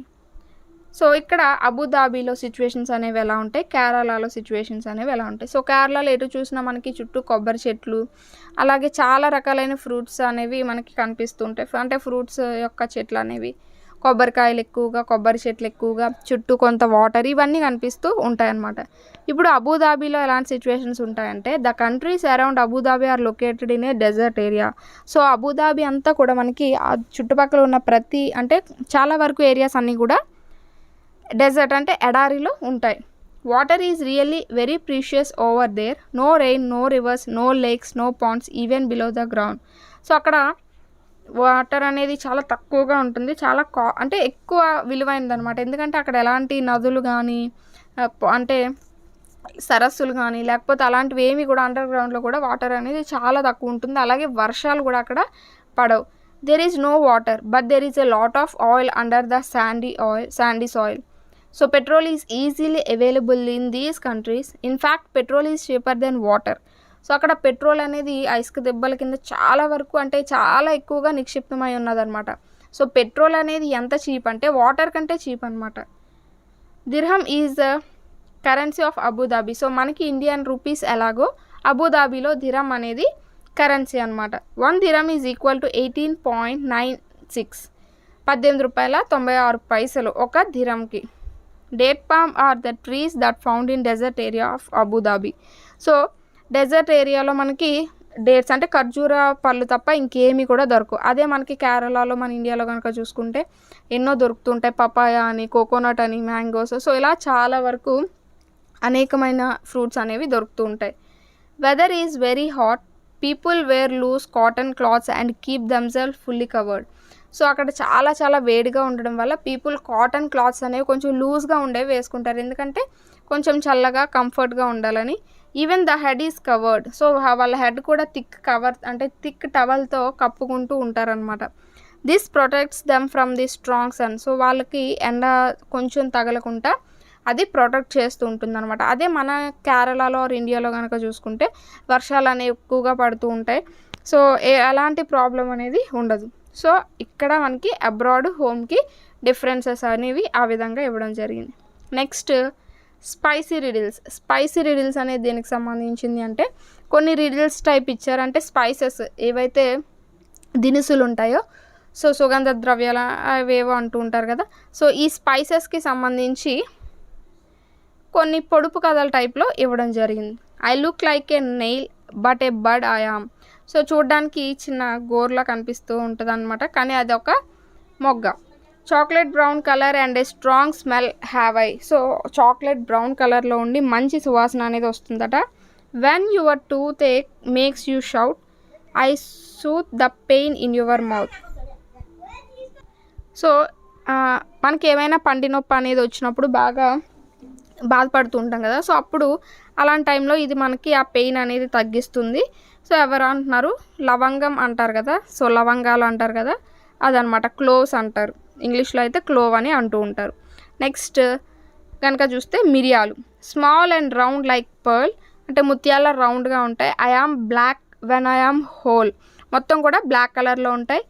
I can be powdered coarse or fine, అంటే క్రష్ చేయొచ్చు, అంటే చిన్న చిన్న పొడిగా కానీ మెత్తని ఫైన్ పౌడర్గా కానీ చేసుకోవచ్చట. A sharp and spicy taste is mine. So మంచి కారంగా స్పైసీగా తగులుతూ ఉంటుంది. Weather it is salty or sweet. So సాల్టీగా వాటిలోకైనా స్వీట్ వాటికన్నా ఇవి వాడుతూ ఉంటారు మిరియాలు. I am added as a special treat. So స్పెషల్గా నన్ను యాడ్ చేస్తూ ఉంటారు అని అడుగుతున్నారు మిరియాలు అనమాట. Next I am a small and skinny chap, sometimes I am brown and some time black. ఇది జీరా అనమాట. సో షార్ప్గా ఉంటుంది. అలాగే ఏంటి అంటే ఇది ఒక్కొక్కసారి బ్లాక్ కలర్లో ఉంటుంది, బ్రౌన్ కలర్లో కూడా ఉంటుంది. Added to hot oil are and ghee. So ఆయిల్లో కానీ గీలో కానీ యాడ్ చేస్తూ ఉంటాం. I spread my fragrance all around me when I yam roasted. So ఎప్పుడైతే దాన్ని ఫ్రై చేసామో ఆ ఫ్రాగ్రెన్స్ మొత్తం కూడా ఆ స్మెల్ అంతా కూడా చుట్టూ వస్తుంది. Curd and jaljeera are favourite to me. So పెరుగు అలాగే జల్జీరా అనేది ఫేవరెట్ అట. సో జీరా అనమాట, ఇది జీలకర్ర అంటాం కదా అది. నెక్స్ట్ ఐ లుక్ లైక్ జీరా తో గ్రీన్ యామ్ ఐ. నేను చూడడానికి జీరాలా ఉంటాను కానీ గ్రీన్ కలర్లో ఉంటాను. To make your smooth stomach healthy I always try. So మన స్టొమక్ని హెల్దీగా ఉంచడానికి ట్రై చేస్తూ ఉంటుందట. Eat me always after your meal I refresh your mouth you surely feel. So మనం తిన్న వెంటనే ఇది కనుక తింటే మన చాలా రిఫ్రెష్గా ఫీల్ అవుతూ ఉంటాం, మన మౌత్ అంతా ఫ్రెష్గా ఉన్నట్టు అనిపిస్తూ ఉంటుంది అన్న. సో సోంపు అంటారు కదా, షాన్ఫ్ అంటారు. సో సోంపు అనమాట. Next I can be powdered fine to make food hot and spicy. So మన ఫుడ్ హాట్గా స్పైసీగా మారడానికి ఇది ఉపయోగపడుతుందట. If too much of me is added I make you gassy. మనం ఎప్పుడైనా కారం బాగా అయిందనుకోండి షుష్ అంటాం కదా, సో అలా ఎక్కువగా నన్ను వాడితే అలా అంటారు. Your eyes and nose begin to water and you cry. So మనం ఎప్పుడైతే ఎక్కువ కారం తిన్నామో మన కళ్ళల్లోంచి ముక్కులోంచి నీరు రావడం గమనిస్తుంటాం కదా, సో అలా వస్తుంది అన్నమాట. చిల్లీస్, మిరపకాయలు. Next, grind me and powder me to make your food look yellow. So మీ ఫుడ్ ఎల్లోగా రావడానికి నన్ను వాడుతూ ఉంటారు, పౌడర్ చేసి అంటున్నారు. I'm mixed in oil by granny and applied to ones quickly. So మన ఆయిల్లో పసుపు రాసి కనుక అప్లై చేస్తే గాయాలు అనేవి త్వరగా మానిపోతూ ఉంటాయి. I heal all wounds big and small, that is why I am loved by all. So నేను చిన్న గాయాన్ని పెద్ద గాయాన్ని అన్నీ మానిపిస్తుంటాను, అందుకే నన్ను అందరూ ఇష్టపడుతూ ఉంటారు అంటున్నారు. సో టర్మరిక్ పసుపు అని అంటూ ఉంటాం. Next, in India Kerala is known as the land of spices. So మన ఇండియాలో కేరళని ఈ ల్యాండ్ ఆఫ్ స్పైసెస్ అని అంటూ ఉంటాం. Tejpatta, small and big cardamom, black pepper grows in area. Kerala is land of spices. So black pepper అంటే మిరియాలు కానీ ఇవన్నీ కూడా అక్కడ పండుతూ ఉంటాయి. గరం మసాలా అంటే ఏంటంటే మనకి కొన్ని స్పైసెస్ని ఫైన్గా పౌడర్ చేసిందే గరం మసాలా అని అంటూ ఉంటారు.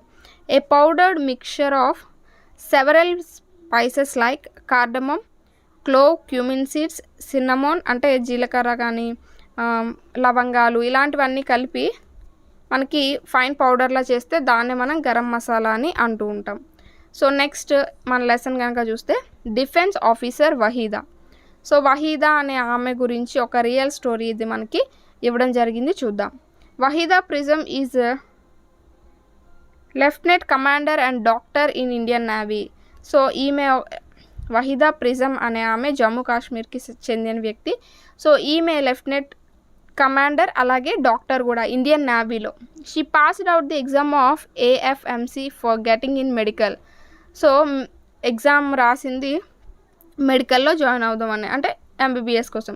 She is the first woman to lead parade which is one of the biggest honour in armed forces. So parade అనేది చూస్తూ ఉంటాం కదా మనం, సో దాన్ని లీడ్ చేసిన ఫస్ట్ ఉమెన్ అనమాట ఈమె. She belongs to Thannamandi village in Rajouri district of Jammu Kashmir. So Jammu కాశ్మీర్కి సంబంధించిన ఆమె. సో జమ్మూ కాశ్మీర్ నుంచి ఫస్ట్ నేవీ కమాండర్ కూడా ఈమె అనమాట. She lived with her grandmother in Rajouri and did her 12th form there. So ఆమె రాజౌరిలో అక్కడ వాళ్ళ అమ్మమ్మ గారి దగ్గర ఉంటూ 12th ఫార్మ్ వరకు చదువుకున్నది. She have 3 sisters. Her father wanted one of them to be a doctor, one a teacher and third doctor to be become a lawyer or join police force. So ఒకరిని doctor గాను ఇంకొకరిని teacher గాను ఇంకొకరిని lawyer or ఏవైనా police ఫోర్స్లో చేరాలని అనుకుంటూ ఉండేవారు అనమాట. She was also known as girl guide as she use to climb mountain. So మౌంటైన్స్కి గైడ్గా కూడా అంటే ఎక్కేటప్పుడు గర్ల్ గైడ్గా కూడా ఈమె చేసిందనమాట. Her hobbies are bike riding and travelling. So bike ride చేస్తూ ఉంటుందట, అలాగే ట్రావెలింగ్ కూడా చేస్తూ ఉంటుందట. In a parade four platoon march behind the leader and 36 command have to be given during the parade in a very loud voice so that it can be hear at the rear. So 36 కమాండ్స్ని వాళ్ళు గుర్తుపెట్టుకొని ఆ ఫరేడ్లో present చేస్తూ ఉండాలన్నమాట. So ఏది కూడా miss అవ్వకుండా. So ఆమె అవన్నీ కూడా వాటన్నిటికీ కూడా నాయకత్వం వహిస్తూ ఉండేదన్నమాట. సో ఈ డిఫెన్స్ ఆఫీసర్ వహీదా అనేది మనకి ఎలా అంటే ఒక ఇంటర్వ్యూ మెథడ్లో లెసన్ అంతా కూడా ఉండడం జరుగుతుంది ఆమె గురించి. Next, Chuskit goes to school. So ఇక్కడ చుస్కిట్ గోస్ టు స్కూల్ అనేది ఏంటి అంటే, ఇక్కడ ఈ చుస్కిట్ అనే అమ్మాయి యొక్క ఫిజికలీ డిసేబుల్డ్ అనమాట. సో ఆమె అందరిలా లేను అంటే నేను కొంచెం డిఫరెంట్ అని ఆమె తెలుసుకోవడానికి కొంత టైం పడుతూ ఉంటుంది. సో తెలుసుకున్న తర్వాత ఆమె అలాగా స్కూల్కి వెళ్ళాలని అనుకుంటుందన్నమాట. సో స్కూల్కి వెళ్ళాలనుకున్న విషయం తన తండ్రి వెళ్ళి స్కూల్లో చెప్పగానే వాళ్ళందరూ కూడా ఈమె స్కూల్కి రావడానికి కావాల్సిన ఏర్పాట్లన్నీ కూడా చేస్తూ ఉంటారు. సో అదే ఈ లెసన్కి సంబంధించి. Skitkopul village children cross the river near poplar tree and after a small climb reach their school. So ఒక విలేజ్ నుంచి ఈ స్కిట్పోపూల్ విలేజ్ నుంచి పిల్లవాళ్ళు ఏంటంటే ఒక రివర్ని క్రాస్ చేసి తర్వాత ఒక చిన్న కొండ అనేది ఎక్కి అప్పుడు వాళ్ళు స్కూల్స్కి వెళ్ళాల్సిన పని అనమాట, అవసరం అనేది ఉన్నది. స్కిట్పోపూల్ is a village in Ladakh. So ఇది లడాక్లో ఉన్న ఒక విలేజ్ అనమాట. This chapter is about a girl who is physically disabled person goes to school even after many difficulties with the help of students and teachers. So వాళ్ళ తండ్రి వెళ్ళి చెప్తాడనమాట, ఏమని అంటే నేను మా పిల్ల ఇలా డిజేబుల్ కానీ తను స్కూల్కి రావాలనుకుంటుంది, నేను తనని చదివించాలనుకుంటున్నాను అని చెప్పగానే సో వాళ్ళందరూ స్కూల్లో టీచర్స్తోని స్టూడెంట్స్తోని మాట్లాడి తను స్కూల్కి రావడానికి అవసరమైన ఒక చిన్న వేని వాళ్ళు అంటే వీల్ చైర్ పైన ఉంటుంది కదా, సో తనకి 2 కాళ్ళు పనిచేయవన్నమాట. సో వాళ్ళ నాన్న రోజు తీసుకువెళ్ళి రావడం కష్టం కాబట్టి తనంతట తానే వెళ్ళాలని ఒక వే, స్కూల్ నుంచి తన ఇంటి వరకు ఒక వే అనేది నీట్గా చేస్తూ ఉంటారనమాట. సో నీట్గా చేసి తను కూడా స్కూల్కి రావడానికి ఈ స్టూడెంట్స్ అలాగే టీచర్స్ వాళ్ళ పేరెంట్స్ అందరూ కూడా సహకరిస్తూ ఉంటారు. సో అదే మనకి ఈ యొక్క చుస్కిట్ గోస్ టు స్కూల్ అనే లెసన్కి సంబంధించి. సో ఇది ఇవాల్టి వీడియో. హోప్ ఈ వీడియో మీ అందరికీ నచ్చింది అనుకుంటున్నాను. ఈ వీడియో కనుక మీకు నచ్చినట్టయితే లైక్ చేయండి, షేర్ చేయండి, సబ్స్క్రైబ్ చేయండి. సో దీంతో మనకి 4th EVS NCERT 4th class EVS అనేది 4 పార్ట్స్ కింద అయితే కంప్లీట్ అయింది. వీటి యొక్క PDFs అన్నీ కూడా నేను టెలిగ్రామ్ గ్రూప్ లింక్లో అయితే పెట్టాను. సో మీరు టెలిగ్రామ్ గ్రూప్లో కనుక జాయిన్ అవ్వాలనుకుంటే మన ఛానల్లో టెలిగ్రామ్ గ్రూప్ యొక్క లింక్ అనేది ఉంటుంది. ఆర్ మీరు టెలిగ్రామ్లోకి వెళ్ళి DSE కార్నర్ అని సెర్చ్ చేసినా మన యొక్క ఛానల్ అనేది వస్తుంది, లోగో అనేది కనిపిస్తుంది. సో మీరు అందులో వెళ్ళి జాయిన్ అవ్వగానే మీకు PDFs అన్నీ కూడా అవైలబుల్గా ఉంటాయి. So thanks for watching. Next వీడియోతో అయితే మళ్ళీ కలుద్దాం.